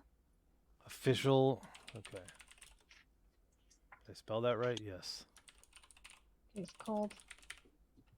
And Bill Kun, that's amazing. You got to go to Computer Reset and got a mother load of your life of vintage computer equipment. Oh Full my gosh. entire 6 by 12 by Oh 5 my enclosed U-Haul gosh. trailer, floor to ceiling, front to back. Oh my gosh, amazing! Oh my Congratulations. gosh. Wow, I'm jealous. Official authority theme. Yeah, I should have come up with a name ahead of time. Oops. That's a good. I mean, that's a good enough name, I think. It tells what you want to tell and doesn't tell what we want to tell. Do not import. Okay, great. It works. That's a beautiful thing. Empire of Sin sucked you back in for another 2 playthroughs. Nice. The Lone Sharks tune is a fantastic. Well, there's actually 5 different ones. And brewery level 5. I did a couple of the brewery tunes. I want to say I did 2 of them. Not too sure which levels they are, but they're in there. It's hard when you do a bunch of songs and you just get confused as to where they all, I get confused as to where they all go. They're in there. And actually, there is music, I believe, that they have that is not in the game. So it could eventually make its way into the game, and it may have made its way into the game now, and I'm not even aware of it because they do own a lot of music. So never know. Yeah, it will take you months of years to go through it all. Oh my gosh. Oh my gosh. Attack of the Cormorants. I was thinking it would be more like what was that? The attack of the what was? We don't even know what attacked Nancy in the Halloween trailer. No, We're not even no, sure what that was. no, we don't. Yeah, I gotta check out the update. I just have not had a time to check out the DLC and the update. There's a lot of changes to the game, big changes to the game. So I think they said that I read an article and I think they said that there were 350 changes in the update notes or the patch notes, whatever you want to call it. So it's pretty crazy. So we are going to listen to. Well, let's do this first. Are we going to listen to the stuff that you'd sent the other day? Yeah, so Is before that we do, I fair just want to game? give a brief outline of what we're going to Please. be doing, and then we can listen to the samples.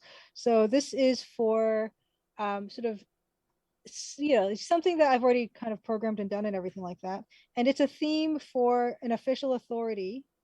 So it could be even a little militaristic, but it's still we still want to keep it in with the tone of the Crimson Diamond, which is a gentle Canadian kind of foresty type of a thing, positive. In fact, because the 2 samples we're going to be listening to are from the Dagaf Amon Ra, and they are the 2 Wolf Heimlich pieces. But there's a lot I like about those 2 pieces. I like the instruments, I like the rhythms, and I like the tempos in the pieces, but they're a bit more negative and grim than what I want. I want something more positive and more like a bit more folksy and just nicer, like Canadian nicer. Canadian nice. Yep. Yes. So yeah, we can listen to those 2 pieces now. But I do like a lot about them. But they're just not the right mood for what I'm going for. Flight of the Cormorants. Anyway, let's go over to here and we'll go over to our 2 samples. One of which is the Stairway theme Secret Passage. Is that right? No, it's just the timestamp is right after Gotcha. that part. Wolf So Heimlich's office. yeah.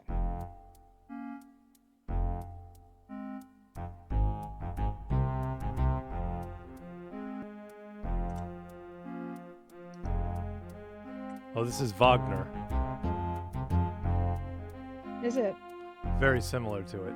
Yeah. Hmm. Ride of the Valkyries, I believe, is the song.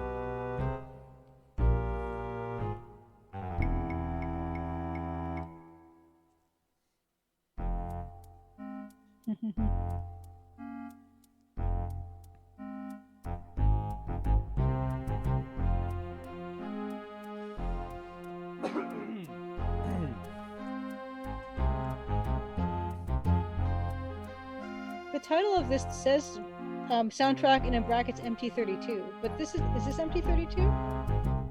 It sounds like it. Hmm. Sounds like it to me.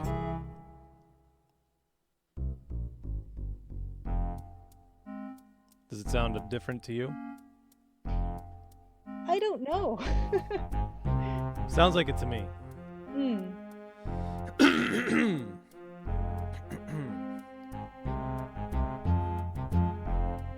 I really like this piece. It's definitely Wagner influenced.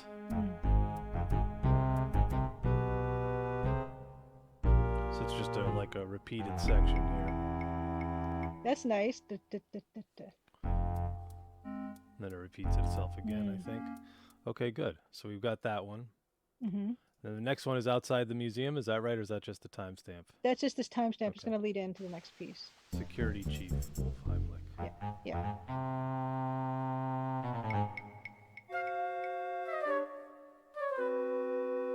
Mm-hmm. So this is almost all the same music, just rearranged. Mm-hmm. That's nice.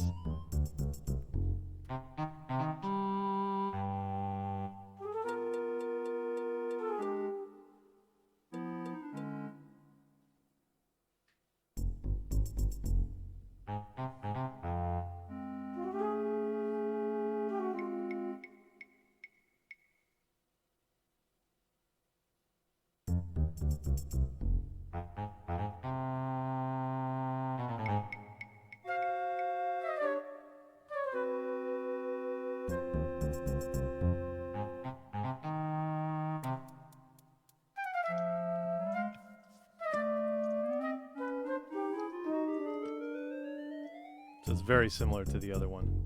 Mm-hmm. Okay, cool. Yeah, I think we're good on that. We can leave And this Bilku here. mentions this video from YouTube is by DylanDow3000 or DylanDow Music, who is the best Let's Player on YouTube. He does the best job ever on YouTube of using original hardware, all the patches, showing everything in the game, etc.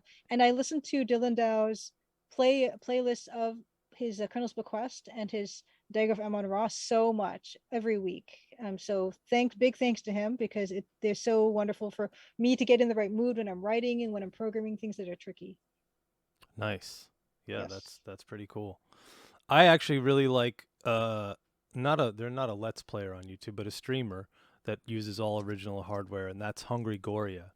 If you guys haven't, Yes. you're probably all aware of her. But if you're not, she's another fellow Canadian. I'm not a Canadian, but Julia is. Fellow with Julia, Canadian. And she does all original hardware streaming. And in fact, I literally have a thank you note here from Hungary. Let's see if I can show this a little better. From Hungary, and she sent me some stickers. Oh wow! Oh, that's great. Oh, I love that sticker. And it's really nice. It was a really nice thank you note. And I sent her a CD-ROM, an actual physical CD-ROM drive, because hers broke. And I sent it to her, and she said it's all up and running, and she's going to use it to play games because they have a large collection. Although, unfortunately, I have had like zero time to watch her streams and say what's up, but that's okay. So we'll get to that I should read this. This is a really nice note. Dear Dan, thank you very much for the CD-ROM drive. I'm really excited to have my childhood computer up and running again, and it's all thanks to your thoughtfulness. I'm looking forward to bringing some PC action to Retro Twitch and be able to re-experience some games from my youth again, just the way I remember them. Hope to see you out at the streams sometime soon. I'll be sure to drop in on you soon as well. Hungry Goria. Very nice. Fantastic. Yeah, she's great. Really, really good. So yeah, and I was happy to send it. Like I didn't even expect it to get anything but a text via Discord back, but she sent a whole nice thing with the stickers. It's really cool.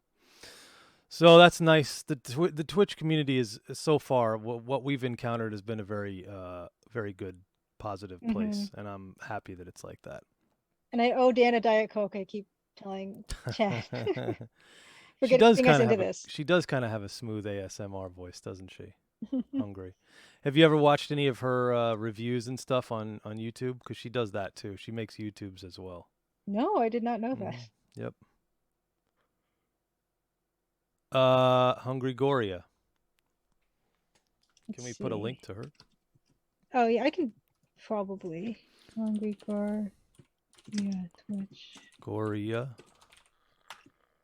That's her Twitch name. Oh, you got it? Yeah, I don't know. I didn't. Oh, I'll link it. Nothing special about what I did, but there we go. Perfect. Yep, she's great. And you never see her on camera, which is cool. And everything she does is all retro original hardware. I shouldn't say it's all retro hardware, but it's all. No, it is all retro hardware, I think. She might use an analog NT. I'm not even sure she does that though. None of them are like the emulator consoles or whatever. She's using all straight up original stuff. And I try to think of like where I found out about Hungry, and it might have been from Tonda's stream, or it might have been from Renaissance stream. I can't remember who it was, but I found out about Tonda's stream, who we should also shout out. He's here. Yay. I found out about his stream from Julia, and he is an awesome streamer and streams a lot of retro games as well, but also new stuff too. But yeah, I haven't had a chance to watch anybody's Twitch stream lately, which is embarrassing. Me either. Yeah, I'd like to. So anyway, let's get started with this. Let's get started with this thing and see what we come up with. Okay, so you said Wagner. So tell me about what parts are recognizable like that. Of course, sure. And that's basically his theme. He's changed it slightly, but you can do that because the music's in the public domain, so you can do that if you want. Very cool, Just a Jeffy. Do it. It's more. I'll tell you what, streaming I find more exhausting than I ever thought it would be. It's like it actually takes effort, a significant amount of effort. And you're saying this to encourage him? Because you said, do it. It's exhausting. Do it. You'll be exhausted. You'll never want. No. But I think it's a good way. I mean, I think if you get into a groove, it gives and takes energy. Yeah, Tonda's probably a better example because he streams a lot more than my once a month or twice a month. But you've got almost 700 PC games. Ooh. You got more than I do in my. I think I have about 300 or 400 in my collection. I have more games overall, but 300 or 400 PC specific games and boxes. Yep. Does this Wagner guy stream as well? Yes. He's probably, his remains are probably a part of a stream, but not the kind of stream you're interested in. So we need an authoritative, official sounding theme, but not as maybe, what was the word you used for Wolf Heimlich? Grim. Negative. We want we want something positive, folksy Canadian, folksy nice Canadian, more like that, but not like 100% that, but more that way, I think. I got an idea. Let's see if I can find a sound. I like the sound of that. I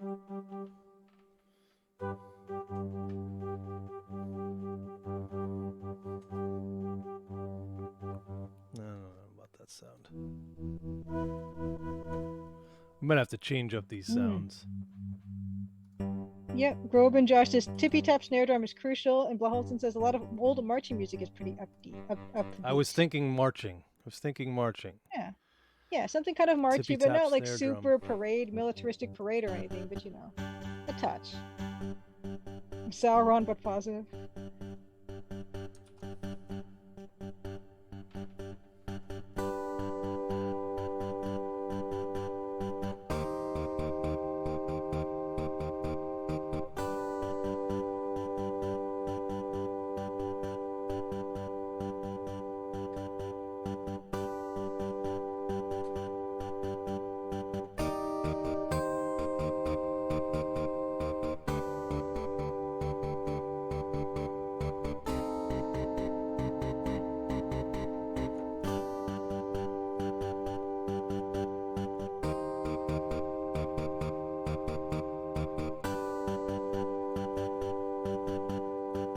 Something along those lines. I don't know about that sound still, but yeah, the instrument I don't think is the one that's going to work for us.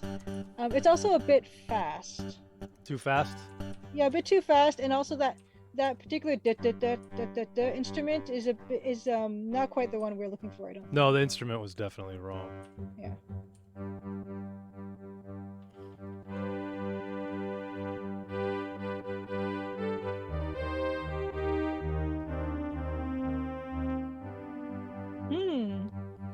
That's a little better, right?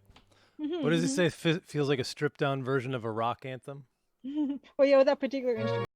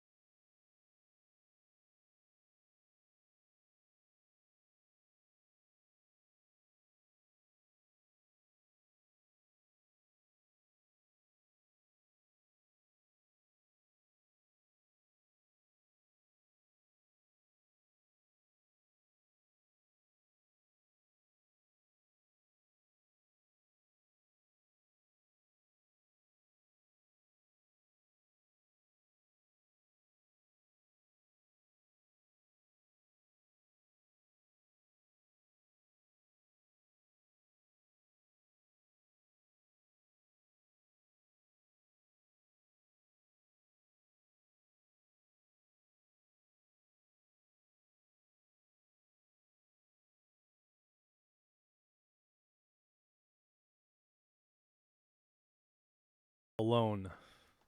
Yeah. Clip that and we'll get a copyright claim probably. Thanks, man.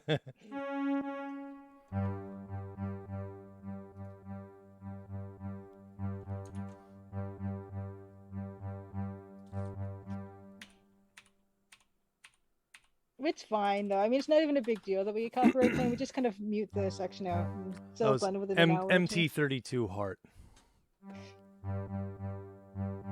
The year's probably right? They were. I don't know what year that was. 84 maybe. Oh, I see what you're going for. Okay, I'm like the year. Okay, yeah. The year of the MT32.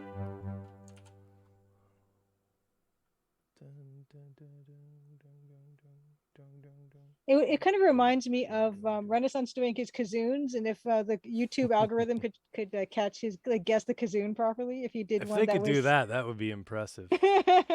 Wow, it was 1987, same year as the MT32. See, it's fitting. Okay. I still think that's not the right instrument, but no.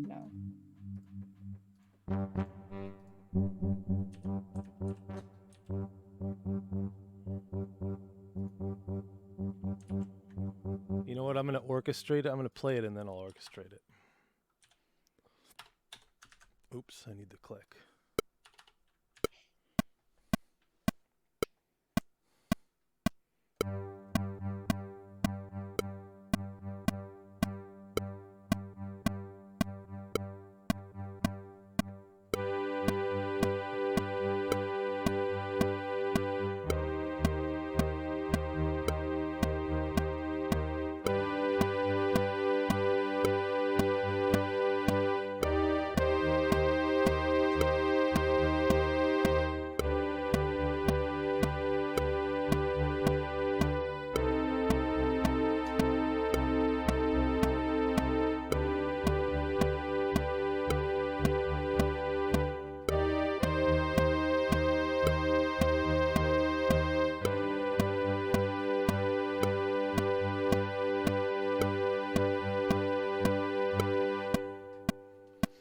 Something like that.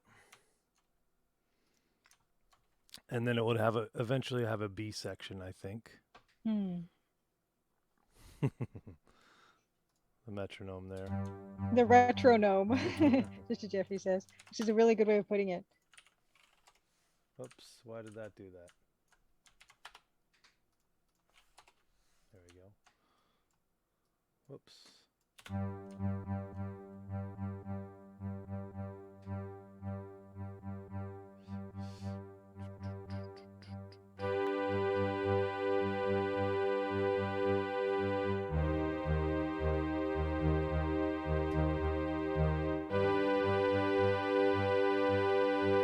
Yeah, it's a bit triumphant, Groban, Josh. It's a good point. I think it could be the instruments as well. Yeah, I think we need to switch up the instruments for sure. But yeah, it's definitely not supposed to be a triumphant thing. You know, like it does sound kind of epically triumphant when it should be like kind of like folksy Canadian wilderness authority. It sounds like the winning army coming over the. That's what Mousimus is saying. Yeah. Could switch it to a minor chord. We might have to change directions. We'll save this. Because it does sound really grand, and it's just it shouldn't be like too on a grand scale. It's more like an individual scale. Gotcha.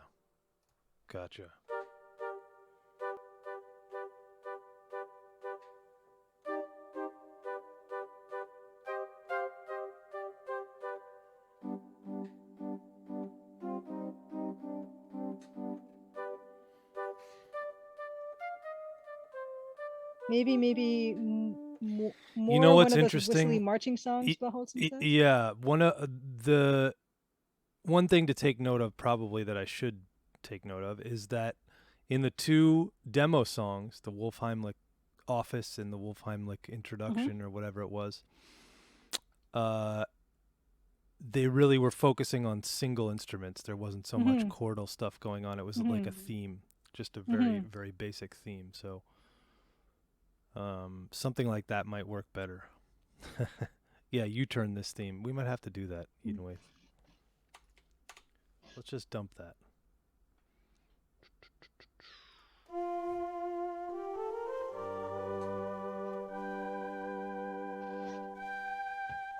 Groban Josh says, what if you just cooked on a single chord? And I don't know what that means, and I'd like it explained to me.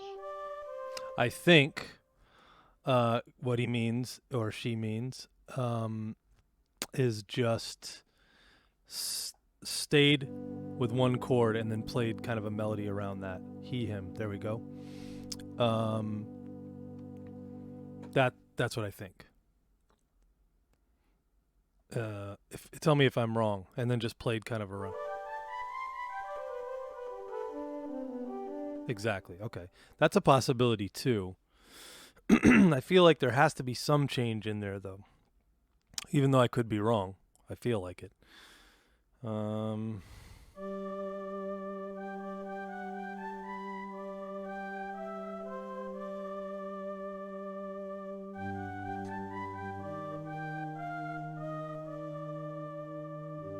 yeah, that's I like it. It's more folksy.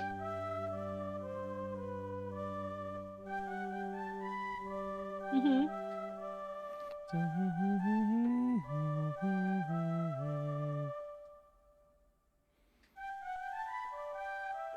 That's definitely more folksy. Mm-hmm. Mm-hmm. Mm-hmm. So starting to sound more Irish than Canadian, just as Jeffy's saying. Well, there's a lot of Irish in early Canada. A lot of Irish immigrants came in. It could be because of the sound as well. So.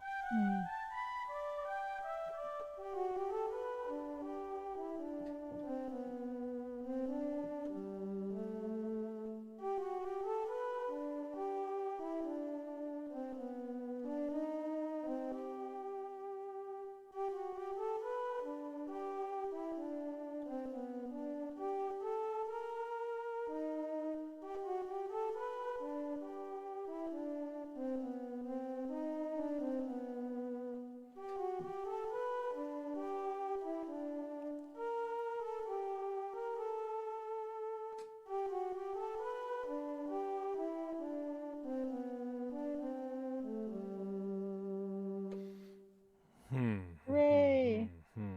I like that. Yeah, I do like it. I like that a lot. Let's hear the retronome.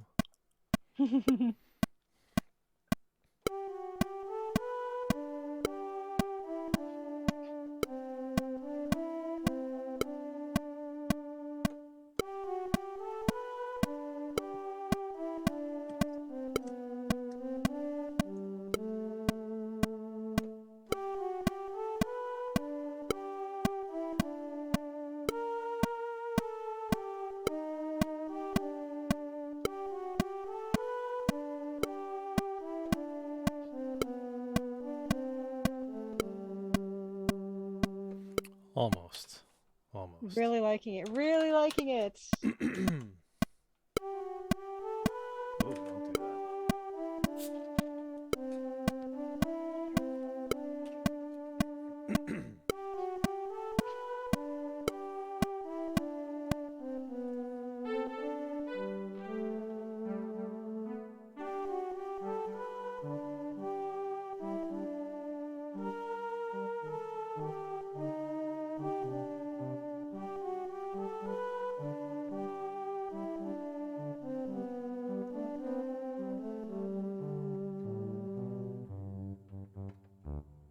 It's so good. It's so good. Cool. I'm glad we like it. Yeah. Hi, Roberta.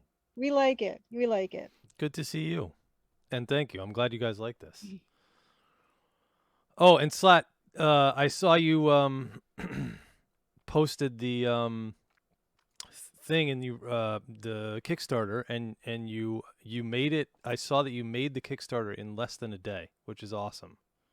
And it's nearly double now, which is it? I checked it I today. haven't checked it. Nice. Yeah. Stretch goals. Let me check. I'm so thrilled for you.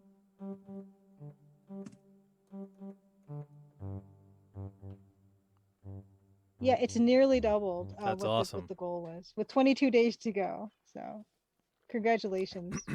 That must feel great. It's hard enough to hit. It's not easy to hit a Kickstarter. It's hard enough to hit any goal. So, Mm-hmm. and double your original goal. I don't care if your original goal was only $3.17. It's still hard to hit. Ooh, it's Last Studio says, thanks. I'm going to make a stretch goal announcement very soon. Excellent. Ooh, nice. Yes, and I made sure that I pointed out when I saw that the link gave me a 404. Actually, I'm That gonna would have link been a it now. problem. Stretch goal 4-color CGA. Full voice acting. Oh no. There's the link if anyone wants to back it. And to be clear, you're working on Betrayed Alliance 3, but this is the soundtrack for Betrayed Alliance 2. Did I read that correctly? All voice acting by you. Nice. Yes, just a Jeffy. We are hoping that for sure. I am anyway. Oh, you're working on book 2 now. Okay, so the soundtrack that was part of the main part of the Kickstarter is for book 2 as well, if I'm correct. For some reason, I thought it was book 3. I got it Well, confused. it is planned as a trilogy, though, which is true. Right. Okay.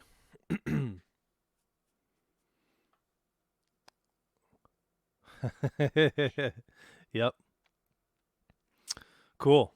Very cool. And so it looks like definitely will be soundtrack MT32 soundtrack by Brandon Bloom. Is that correct too? Fantastic. Is that done now? Yeah, be careful, Davor. No whiplash, please. Too late.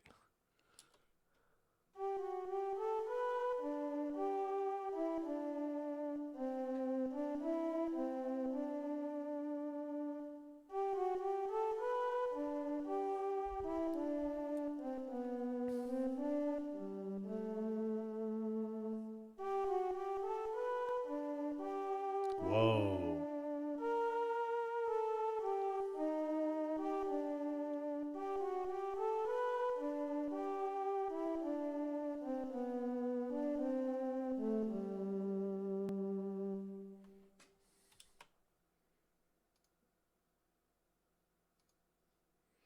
So here's what I think. I think Okay. like the Wolf Heimlich Mm-hmm. version or song, there's like a little space in between each one of these like Mm-hmm. iterations of the Mm-hmm. melody or whatever you want to call it. Mm-hmm. I kind of want to make space between each one. Yeah, I do like the space. Yeah. So let's make space.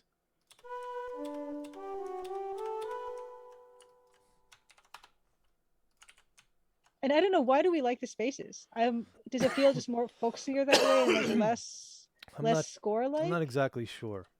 I don't know, but yeah, there's something about the spaces Oops. that The hell did I really appeals to me. do there?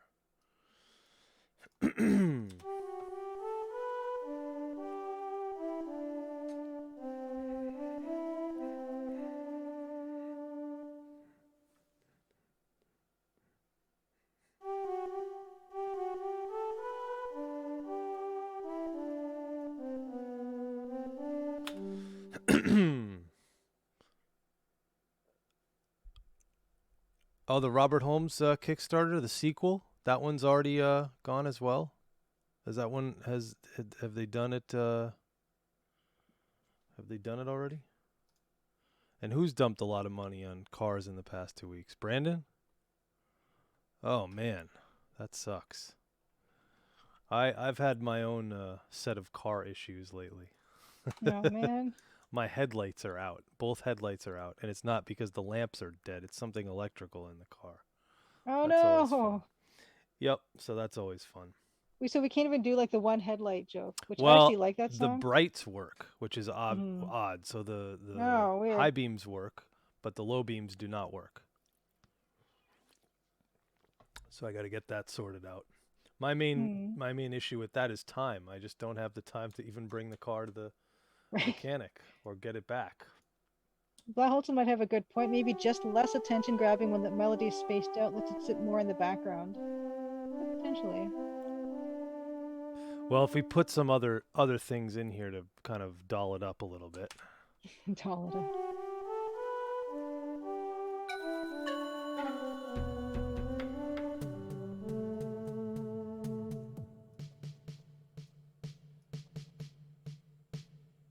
It's a good sounding drum.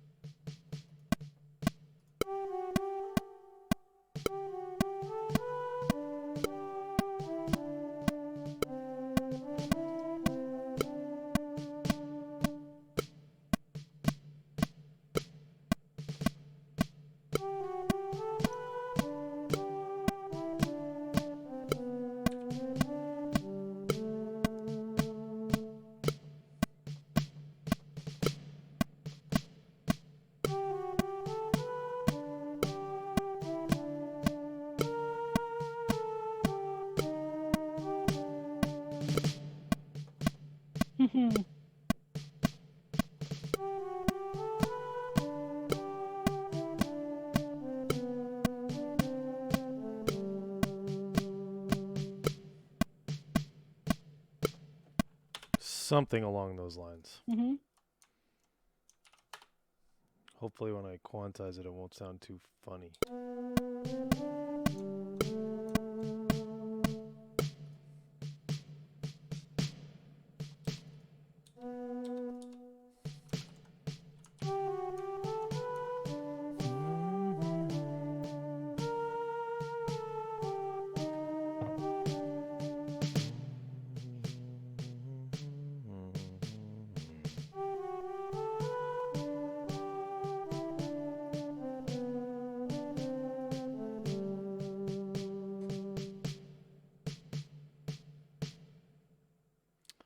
Pretty close.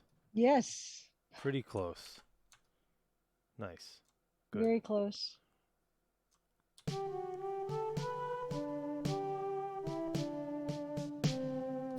why did it do that?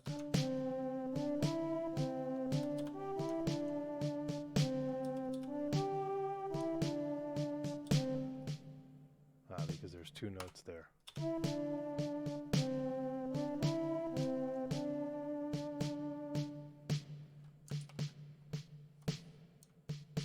Drums sound a bit American Civil War-ish, what Just a Jeffy says.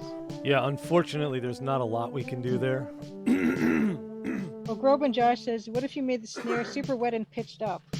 You can try to do that with the MT32, but it may not agree with me. Because I feel like the snare in the Heimlich bits Higher were pitched? higher pitched. Well, we can do that. The higher pitch is not hard. Whoops. I don't need the event list. Higher pitch is not hard. That's just a transposition issue, but I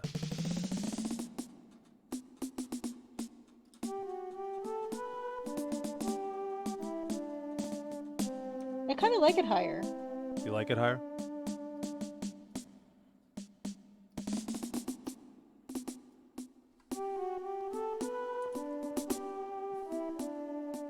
I think that might be too high, but let's see. Yeah, that might be too high.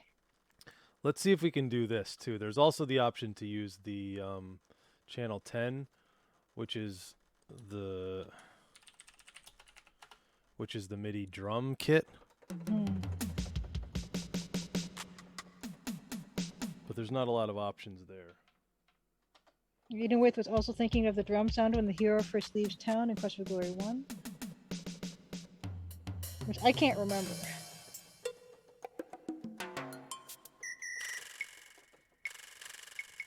I mean, I can use some of these others.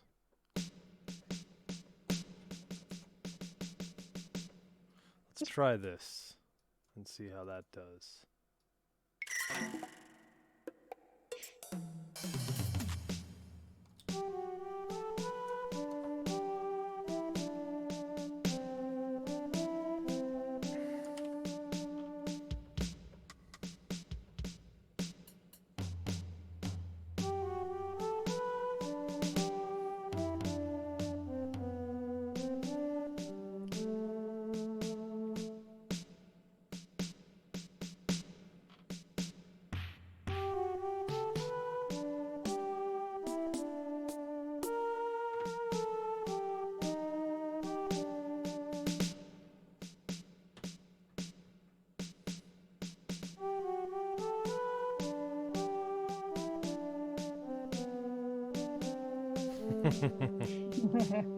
That's well put, Deluxe Ducks. I'm not mad at it. I mean, I think it could be dressed up a little more still. But Deluxe Talks, by the way, said, I feel like every music stream we end up cycling through the percussion options like a hungry man at 2 a.m., opening the fridge for the 10th time, even though all that's in there is some old tuna and half a bottle of Tabasco. Old tuna and half a bottle of Tabasco doesn't sound too bad right now, actually. No, I actually like tuna. And yeah, I do agree, Grobe and Josh, that the snare is a bit at the front. Yeah, it's just too loud. Yeah, totally. Oh, you're a drummer, so you can't help it. You're a drummer, so you're saying the drum is too much in the foreground? Thank you. I would have thought you would have said we want more drum and louder.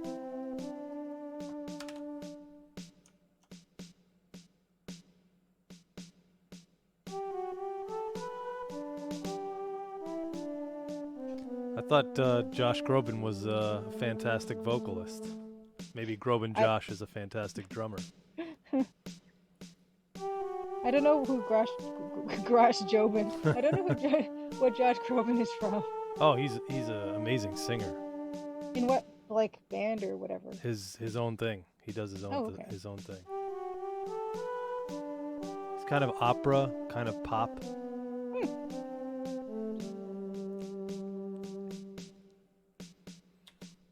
Don't say pizza. I do have pizza upstairs, actually. Let's see. What kind of pizza? What's on it?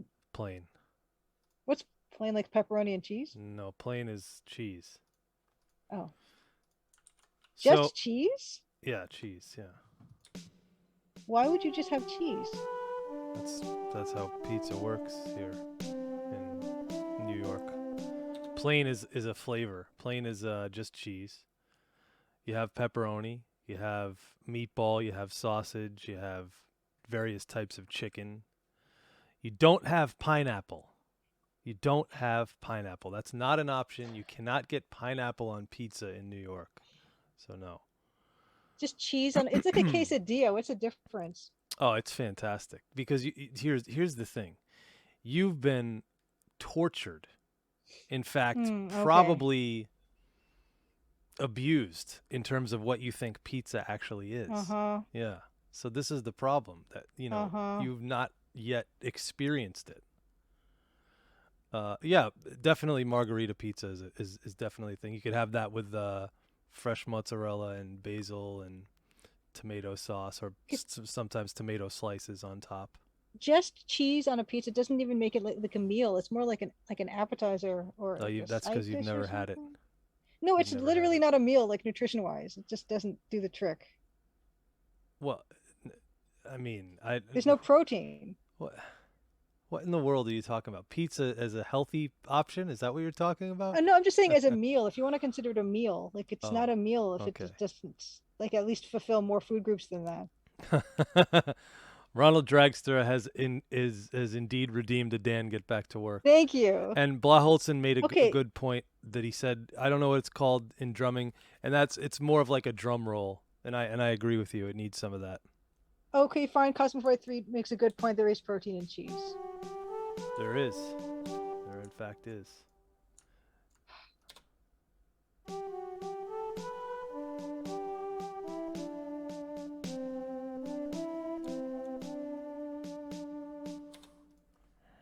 So we could go in and put in some little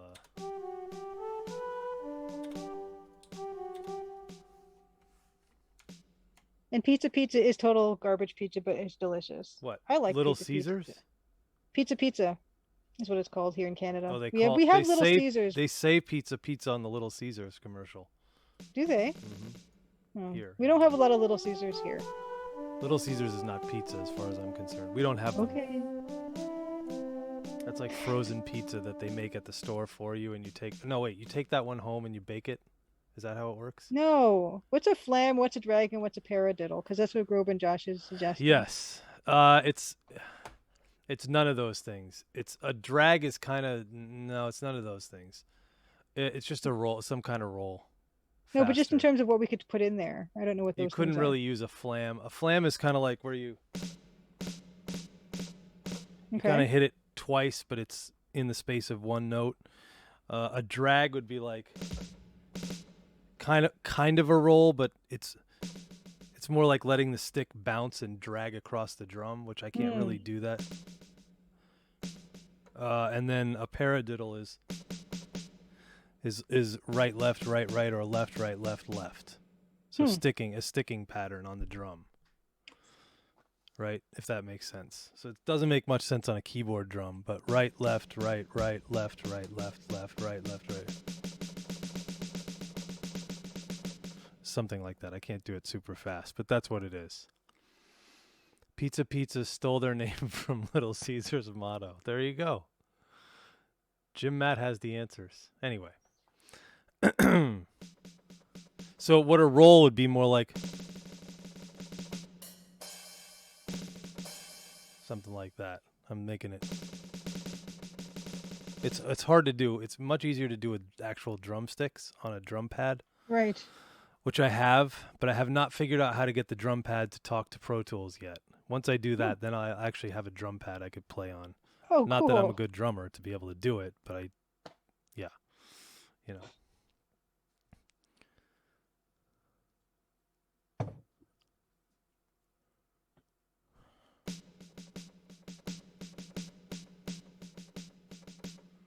Let's see here.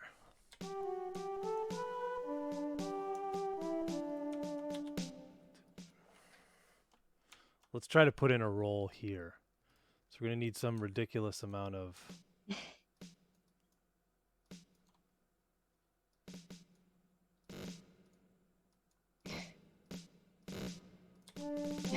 There it is. That's kind of what you're thinking, right, Blaholtzen?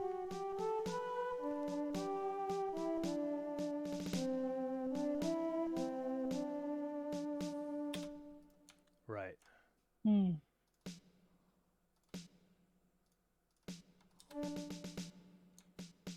Yeah, I like it. It does make it more playful because it's. I feel like even Wolf Heimlich's is a little playful in parts. So there's another opportunity for a roll.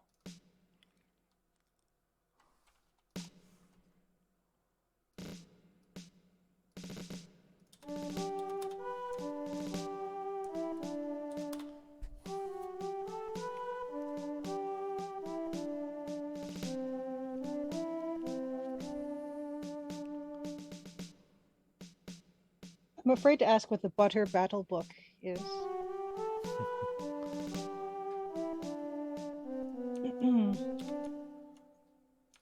And the funny part is somebody wrote, "The sounded silly as these fun pizza arguments." It's not, there's no argument.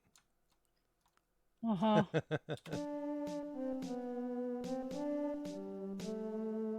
Now one day I'm going to come down and I'm going to meet up with you in Francisco and we're going to have pizza and I'll be like, I've had better. No, you won't. That will not happen.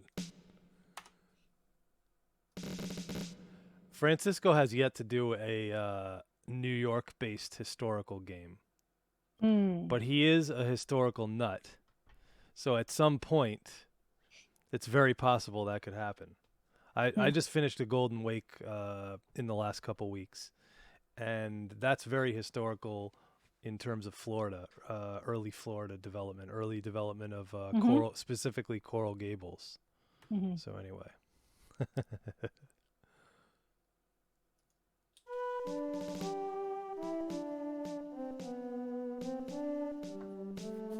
Yeah, but Dave Gilbert doesn't do historical. Dave Gilbert's more of fantasy, I would say, than historical. Whereas Francisco likes these, use real characters. He used a lot of the characters in Golden Wake were real people.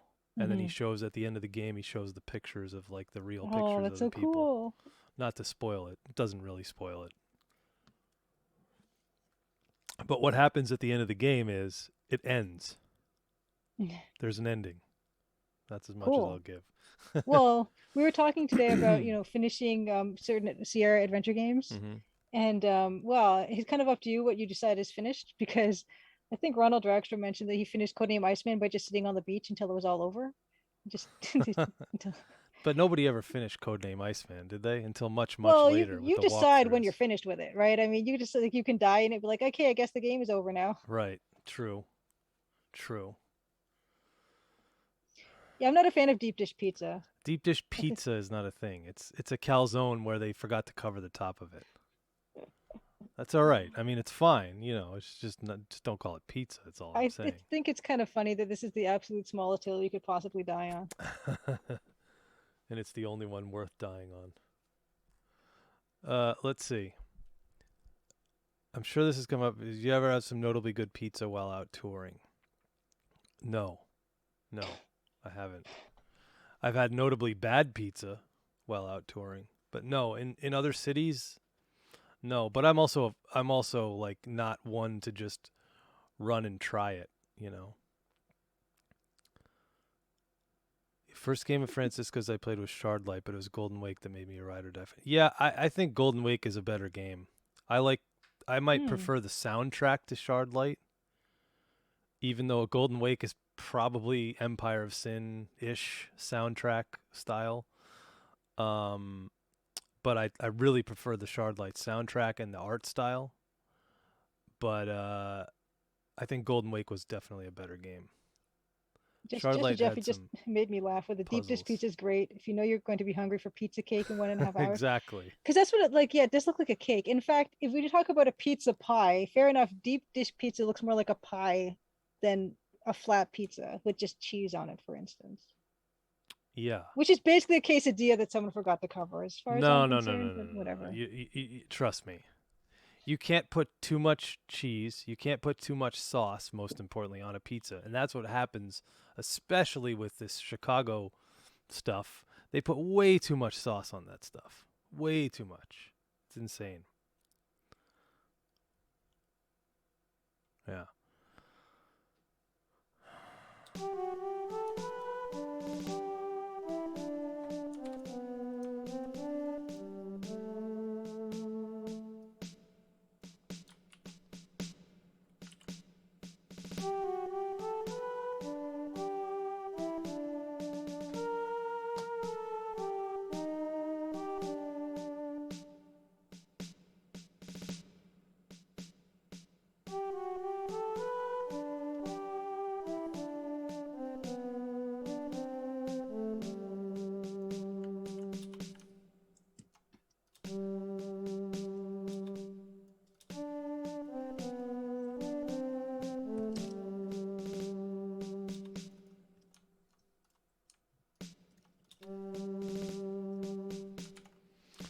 Yeah, if Grundislav was here, trust me.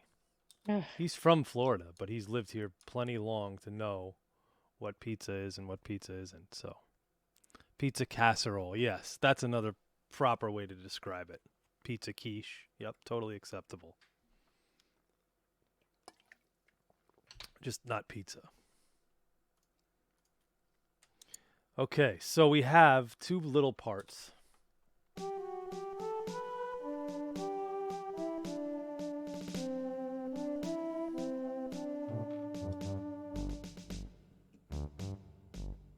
Well, that's fun.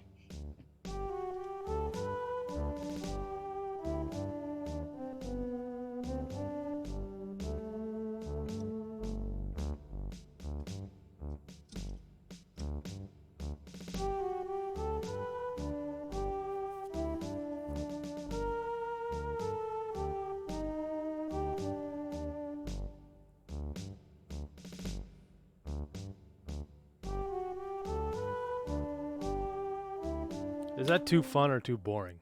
I like it. I like it a lot. It's not too boring. It a lot. Okay. I mean, it's not. Yeah, it's not too fun. I like it. It's kind of like how with the Wolf Heimlich does have some kind of fun bits in it. It does. It does. But I love this. I love this a lot.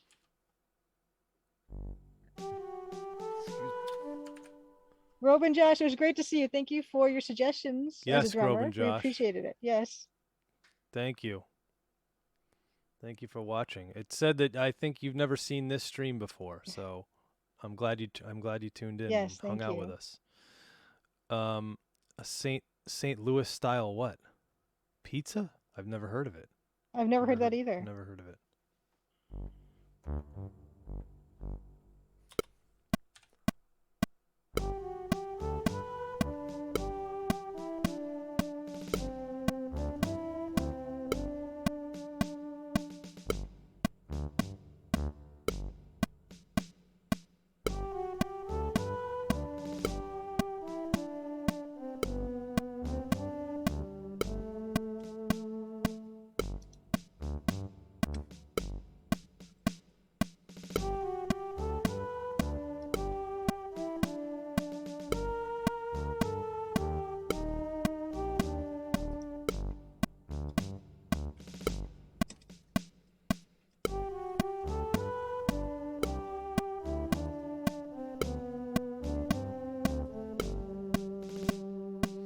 Okay, so we're gonna have to change it, but I think I'm gonna have to get serious. Take this thing off.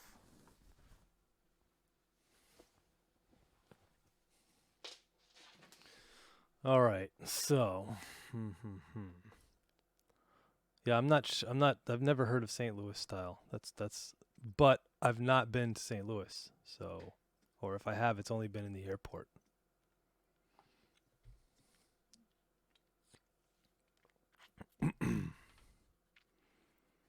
Detroit style? I've never heard of that either. Chicago, I've heard of, even though it's not a thing. Detroit and St. Louis, I've never heard of. Oh, so it's like what they call pizza. The Mediterranean pizza isn't really pizza though. It's something different entirely. They have a whole different name for it. They just call it pizza because we don't know the language, so we can't properly describe what it is. No, it's not. It's really not pizza. It's like something totally different.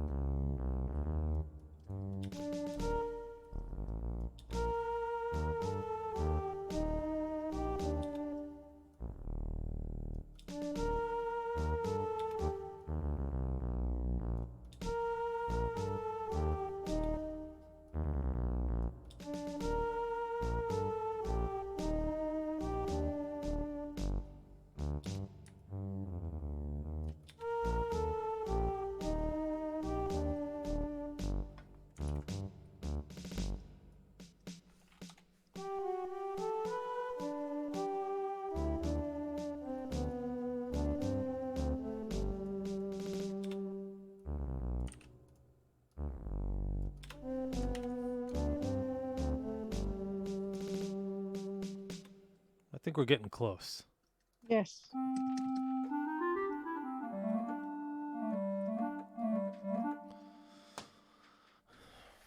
They have rectangular pizza, which they call Sicilian style here. It's not my favorite, Hmm.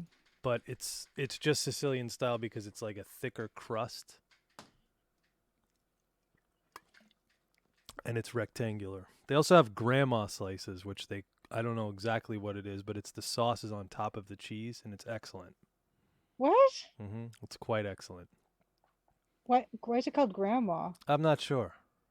Okay. I always imagined that it was because grandma got confused and put the cheese on first and then put the sauce on second and stuck it in the oven and that was it. But I doubt that's actually the real reasoning. I just thought that's always how I pictured it in my head. It should just be called like upside down or something. I don't know. That's It's called grandma. Yeah. okay. The cheese is actually, I don't know how to describe it. But there's literally a pizza place like within walking distance from my house that's excellent. That does not have, first of all, it doesn't have pineapple on the menu, number Uh-huh. one. But it has a bunch of different excellent styles or excellent pizzas. Grandma got confused. Is that what it is? Is that really what it is? I don't know. Just a Jeffy. Oh no. It is. It's so good. I don't even care. Can someone I'll bring ban my own. can someone ban A Maple Mystery and Just a Jeffy, please? Because I think A Maple Mystery is the only mod in here at the moment. We need Slayer T or it's always Sammy. What's his name now? I think that's his name now. Hmm. Yeah, and I get with the Chicago deep dish pizza if they don't put the cheese on top, because yeah, it takes a long time to cook. So if you put the cheese on top, the cheese would burn. So practically speaking, I understand. We could do some little playful ditty things Yeah. in between these spots with the clarinet.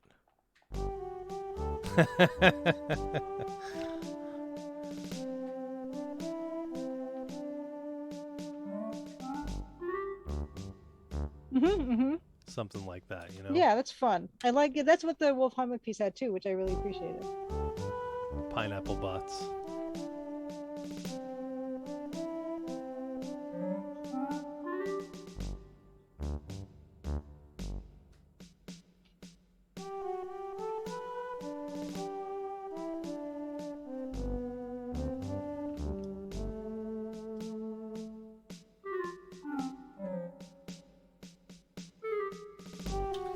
Wrong notes.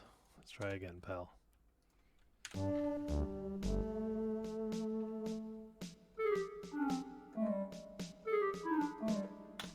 Crap.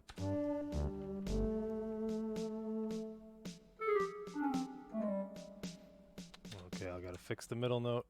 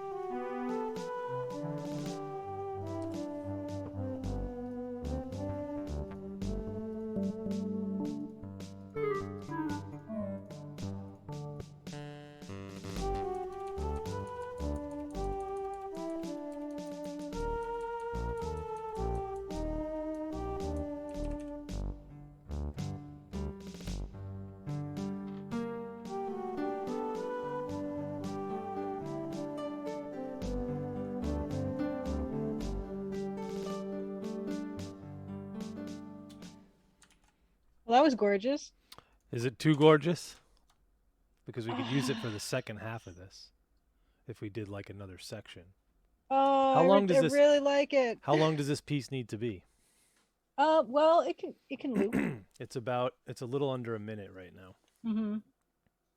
I really like that. I don't know if it's appropriate, but I really really like it. Okay, so let's put it in, and then worst thing we can do is just mute it. Okay.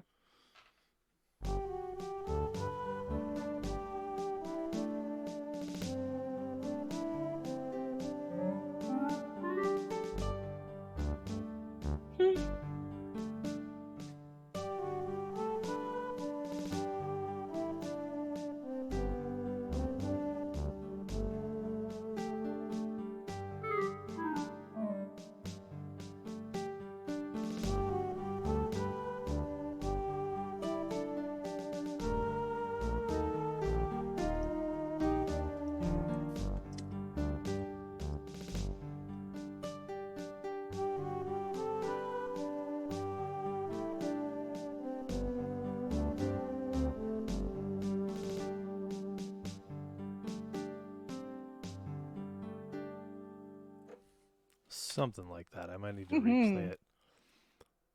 Let's see.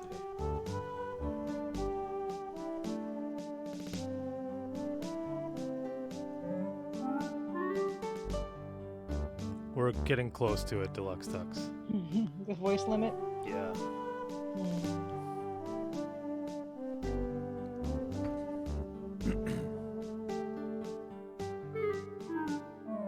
The good thing is we're not using them at the same time so much. So there's like only 3 voices happening. Well, more than 3 now. There was only 3 happening.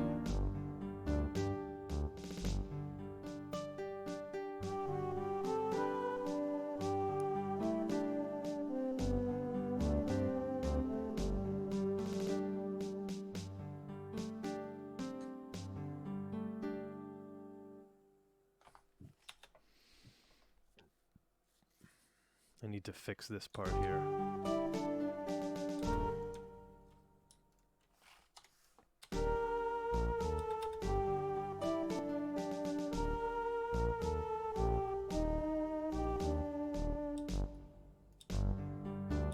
Okay, so I just need to punch in that part.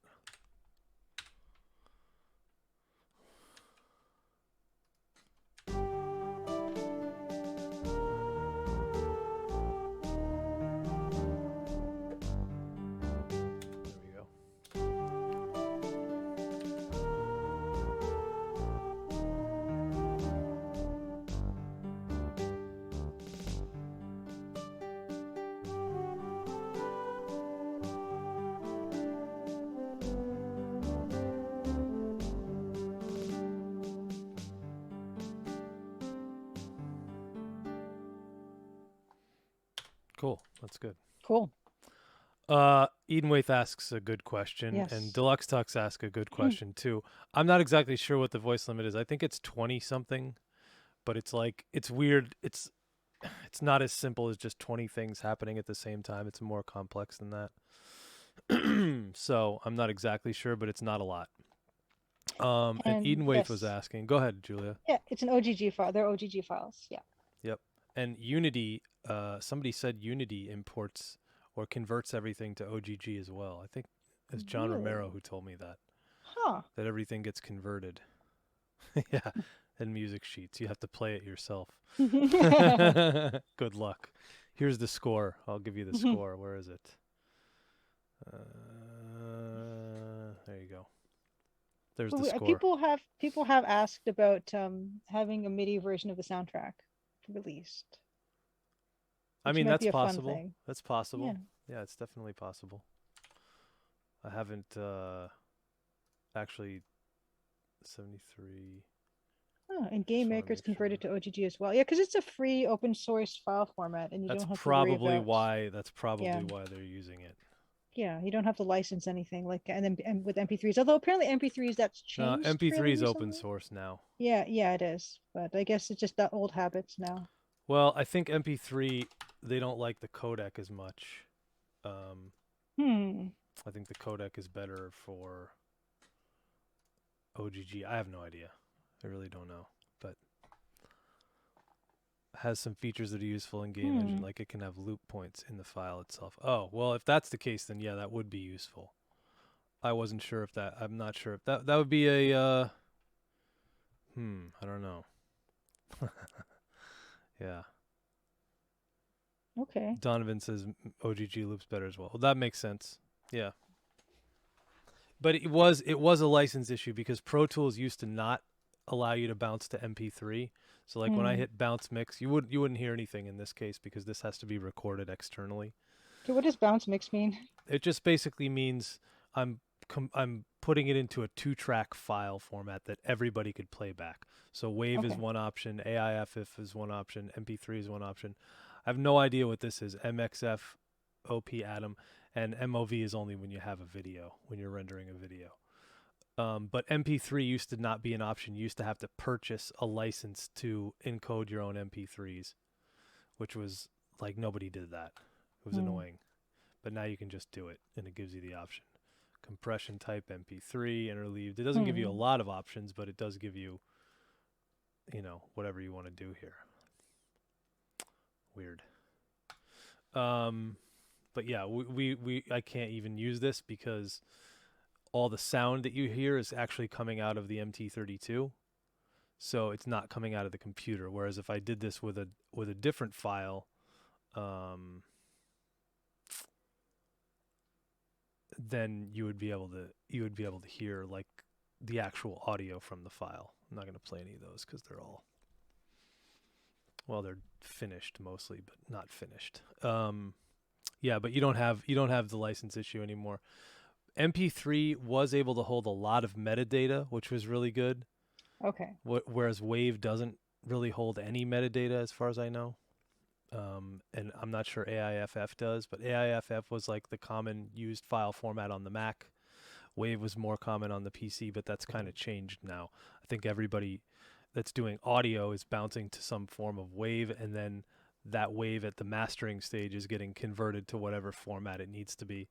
When you upload it to a distributor like DistroKid or CD Baby or something, that then gets distributed to all the platforms that you would consume on, Spotify, Apple Music, Tidal.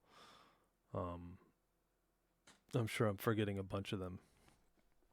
Google, whatever. Does Google even have their store still? I don't think they do. Do they have a streaming service? Or is that YouTube? I don't know. But anyway, yeah.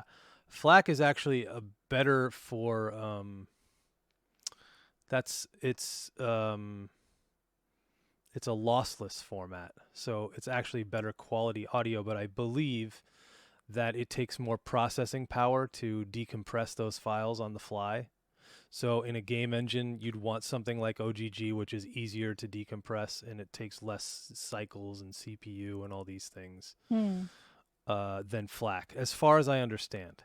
So FLAC is not really a useful format for game dev, game engine. But when I submitted songs to John Romero, he said you could submit it in whatever format you want, because it's going to get converted to OGG by Unity anyway. So, yeah. So I don't know how do you do it, Cosmic Void? Because you're in Game Maker. Oh, it just gets converted automatically when you get the music from Furroy. If Furroy's still here, he's in Godot. Sorry, I'll pick that name up. But honestly, like it converts automatically. Yeah. John was my first audio director and only audio director at this point. So and first person did I start working with him first, or did I start working with you first? I think I started working with them. With them? I think so. I don't remember now. I don't remember either. Because they'll let you use any of the formats, but I think they recommend OGG as well. Yeah, it makes sense. It makes sense. Especially if there's loop points and stuff built in. Oh man, another one? You want to ban that one too? Yes, I Thank can. You. No, I don't want to be famous. But I'll take the money that it comes with. But no, I don't want to be famous. Currently learning Godot. Yeah, nice. Please convert everything to mod. Now, that's a funny story. Mod files are the Amiga format, or XM, or they're tracker formats. So trackers are something different entirely. They're basically like you take samples, you put them into the file, and then the tracker plays back those samples as you assign them on a screen, in the tracker, in the sequencer. So it can only you can get the file size a lot smaller because it's just basically taking MIDI information but also the synth information at the same time. But it was a lot of early Sound Blaster 16 games, like Jazz Jackrabbit used mod music if you played that. What else did? All pretty much any Amiga title. You work with Unreal 9 to 5, and I believe it converts to Wave. So that means the problem is OGG and versus Wave. OGG is a compressed format, so you're going to save a lot of space. Audio files take a lot of space. Scream Tracker, that's one of the trackers, yeah. Tracker is kind of like MIDI information, but you have to enter it in hexadecimal, as I remember. That's how they do it. One Must Fall. Yep, that's another good one. That's a good. So interesting, because Unreal. I mean, I guess that's part of the speed of the engine. I don't know.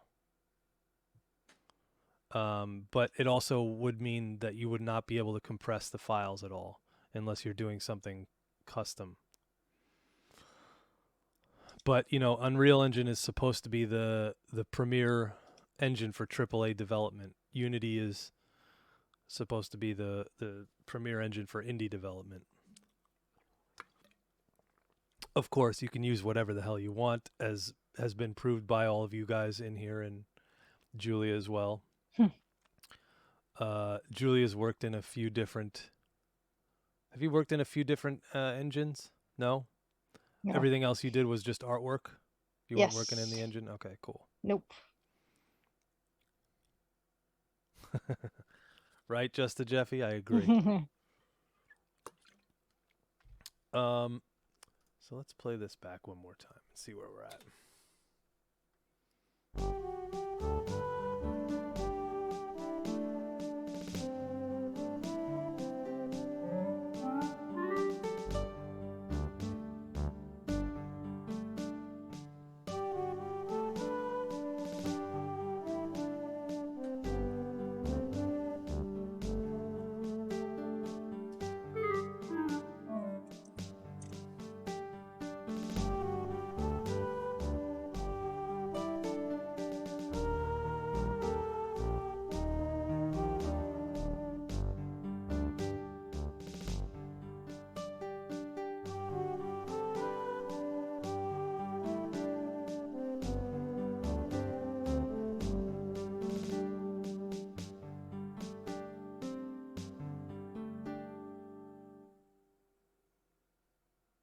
I like it. I feel like the guitar part, this 59 here, should be cleaned up a little bit, but I also like the way it sounds. So I'm like not like anxious to clean it up because it doesn't sound bad. That sounds great. I really like the piece. Yeah. Yeah, I'm pretty pleased with it. If you want, I think I said this last time after nobody on stream actually heard it, but I think I said that I can record this Mm-hmm. and send you the file while on stream. Hmm. I Mm-hmm. think. You think? You want to try it? Might as well, right? Sure. Worst it could do is crash the stream. Yay. But at least we finished the piece. Yeah. And it's pretty much exactly what I was asking for, which was taking the Wolf Heimlich kind of rhythms and tempo and stuff and just making it folksier and Canadian and positive and yeah. Yeah. Absolutely. Oops, I pressed play on the wrong thing. Let's see if I do this here. Yes, make it more Canadianer. Yep, I can record this right now. Whoa. Let's try that. Do you hear that click track? Mm-hmm. You guys, Well, I did. Now I you don't. heard it. I wonder if anybody on stream has heard it. We actually don't need that on. I can turn that off. Okay. Turn that on.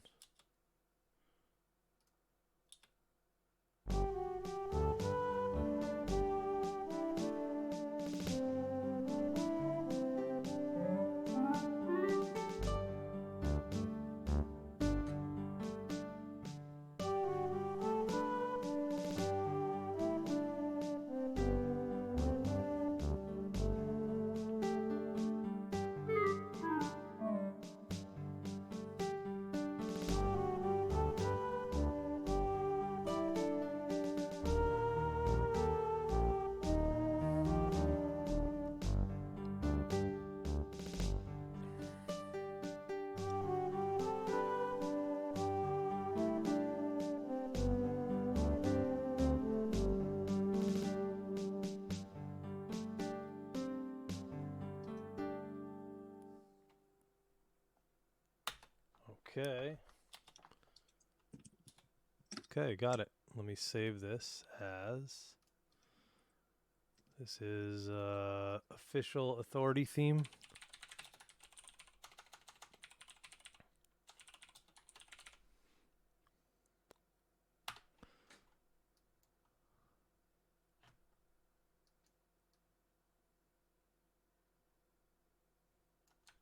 Okay. Okay. Save this. Now, how do I bounce to clip? No. Import audio, export audio.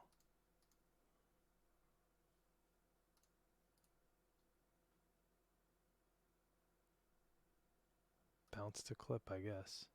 Nope, that's not it. Let's see. See, what's problematic is I can't run Pro Tools on two machines at the same time. It will not let me do that. Let's see. Entire mix. Project name.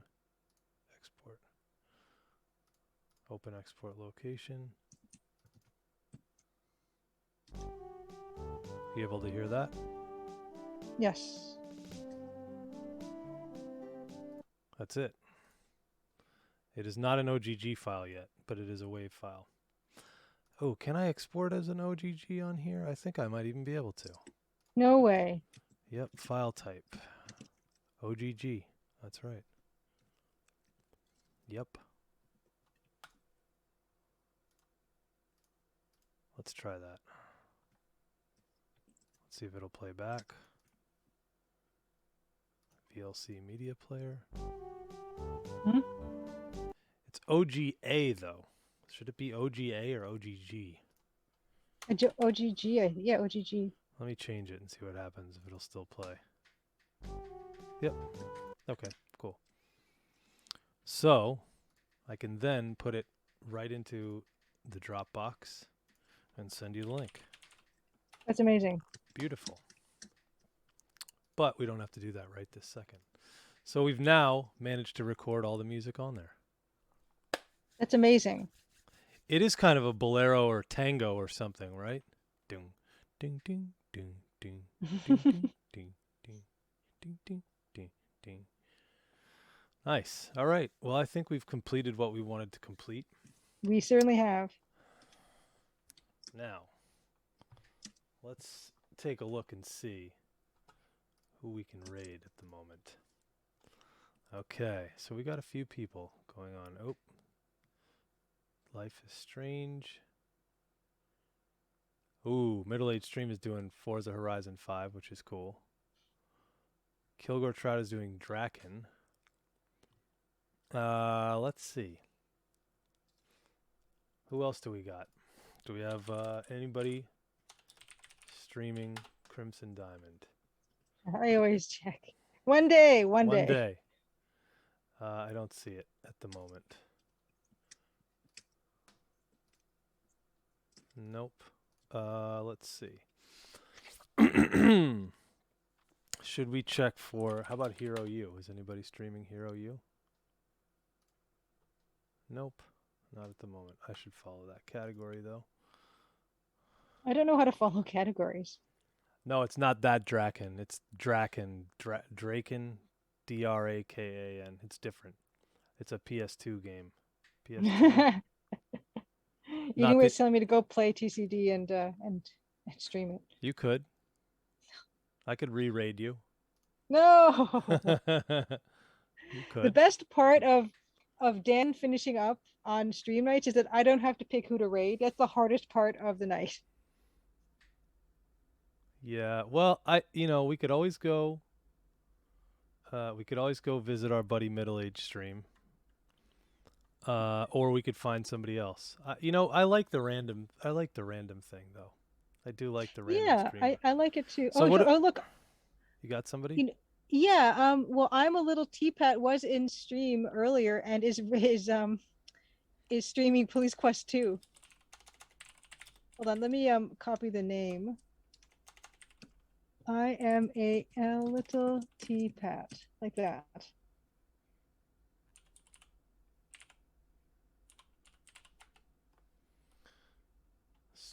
Streaming Police Quest 2. Okay. And Who just else do we probably have? so what else do we have? Let me see. Show more. Okay. I have Decaf Jedi was also in not too long ago on the art stream part and is streaming Marvel's Guardians. Or wait, let's wrap up Telltale's Guardians. There's a Telltale series? I did not know that. I didn't either. Let's see, who else do we have?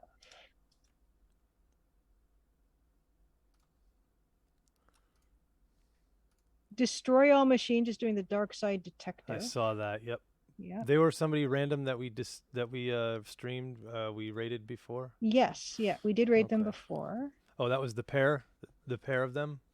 I think so. I'm on an ad right now, so I'm trying to jog my memory, but I have to wait 10 more seconds. I think that's right. Okay. we gotta find somebody random though. Let's see who else. What else do we have? Quest for chat. Glory. Chat's really good about suggesting people. Yeah. What do you guys got? Silver Streak was doing So You Want to Be a Hero, but that was 2 days ago. Kitty Pie 314 was 2 days. It was yesterday, and Honey Play was yesterday. My vote for Police Quest 2. We could go there. I don't mind. I'm a little T-Pat. Let's rate him up. Let's do it. Can't we raid can't we raid Slat Studio playing Betrayed Alliance Book 1 or something? Didn't Slash Studio go to bed? I think so. Wake him up. Wake him up. Let's see here. Okay, so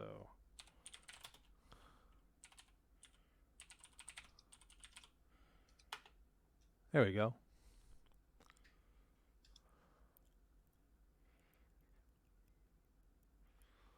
We'll rate up T-Pat. So anyway, thank you everyone for coming to another Crimson Tuesday. I'm happy to be back with you for this Tuesday, and hopefully you'll see me again in 2 weeks. But for next week, you'll be seeing an art stream from Julia. Yes. And that is the plan. Yes, art stream / Personal Nightmare. We're going to continue on in day 1 of Personal Nightmare. One more hit of Retronome first. That's the perfect name for it. At some point, too, I may do a little streaming. I don't know when I'll have time, which I won't have time, but I may do a little streaming. Maybe it'll be in conjunction with what Julie and I are doing, but I'll stream some work that I'm going to be doing for Furroy's game, Crunk. Cool. I got to do a remix of the main theme and then chop it into a few different parts for different pieces of the game, and then also some sounds. So that's the plan for now. Oh, you're welcome. You guys are welcome. Thank you. Thank you all for being here again with us. It's a pleasure and honor to have you here. Yes. So happy to do it. With that said, let's rate it up.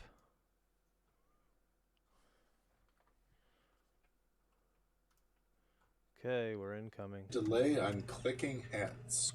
Not sure what that means, but oh my goodness, another raid.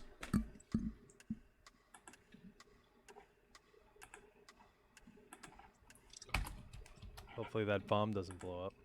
Hey. Oh, Julia. Whoa, that's us. I just saw Thank us. you. Yeah. Welcome, folks. Welcome. There's supposed to be a raid announcement. I've been taking a little break from streaming, and some stuff isn't working correctly. No. This is primarily a retro adventure stream. Everyone is welcome. I'm Canadian, so I say darn the police, but I have also always wanted to star in my own 80s Did you see his clip he did of us? Yeah, how did he do that? This game is about as close as I could ever get.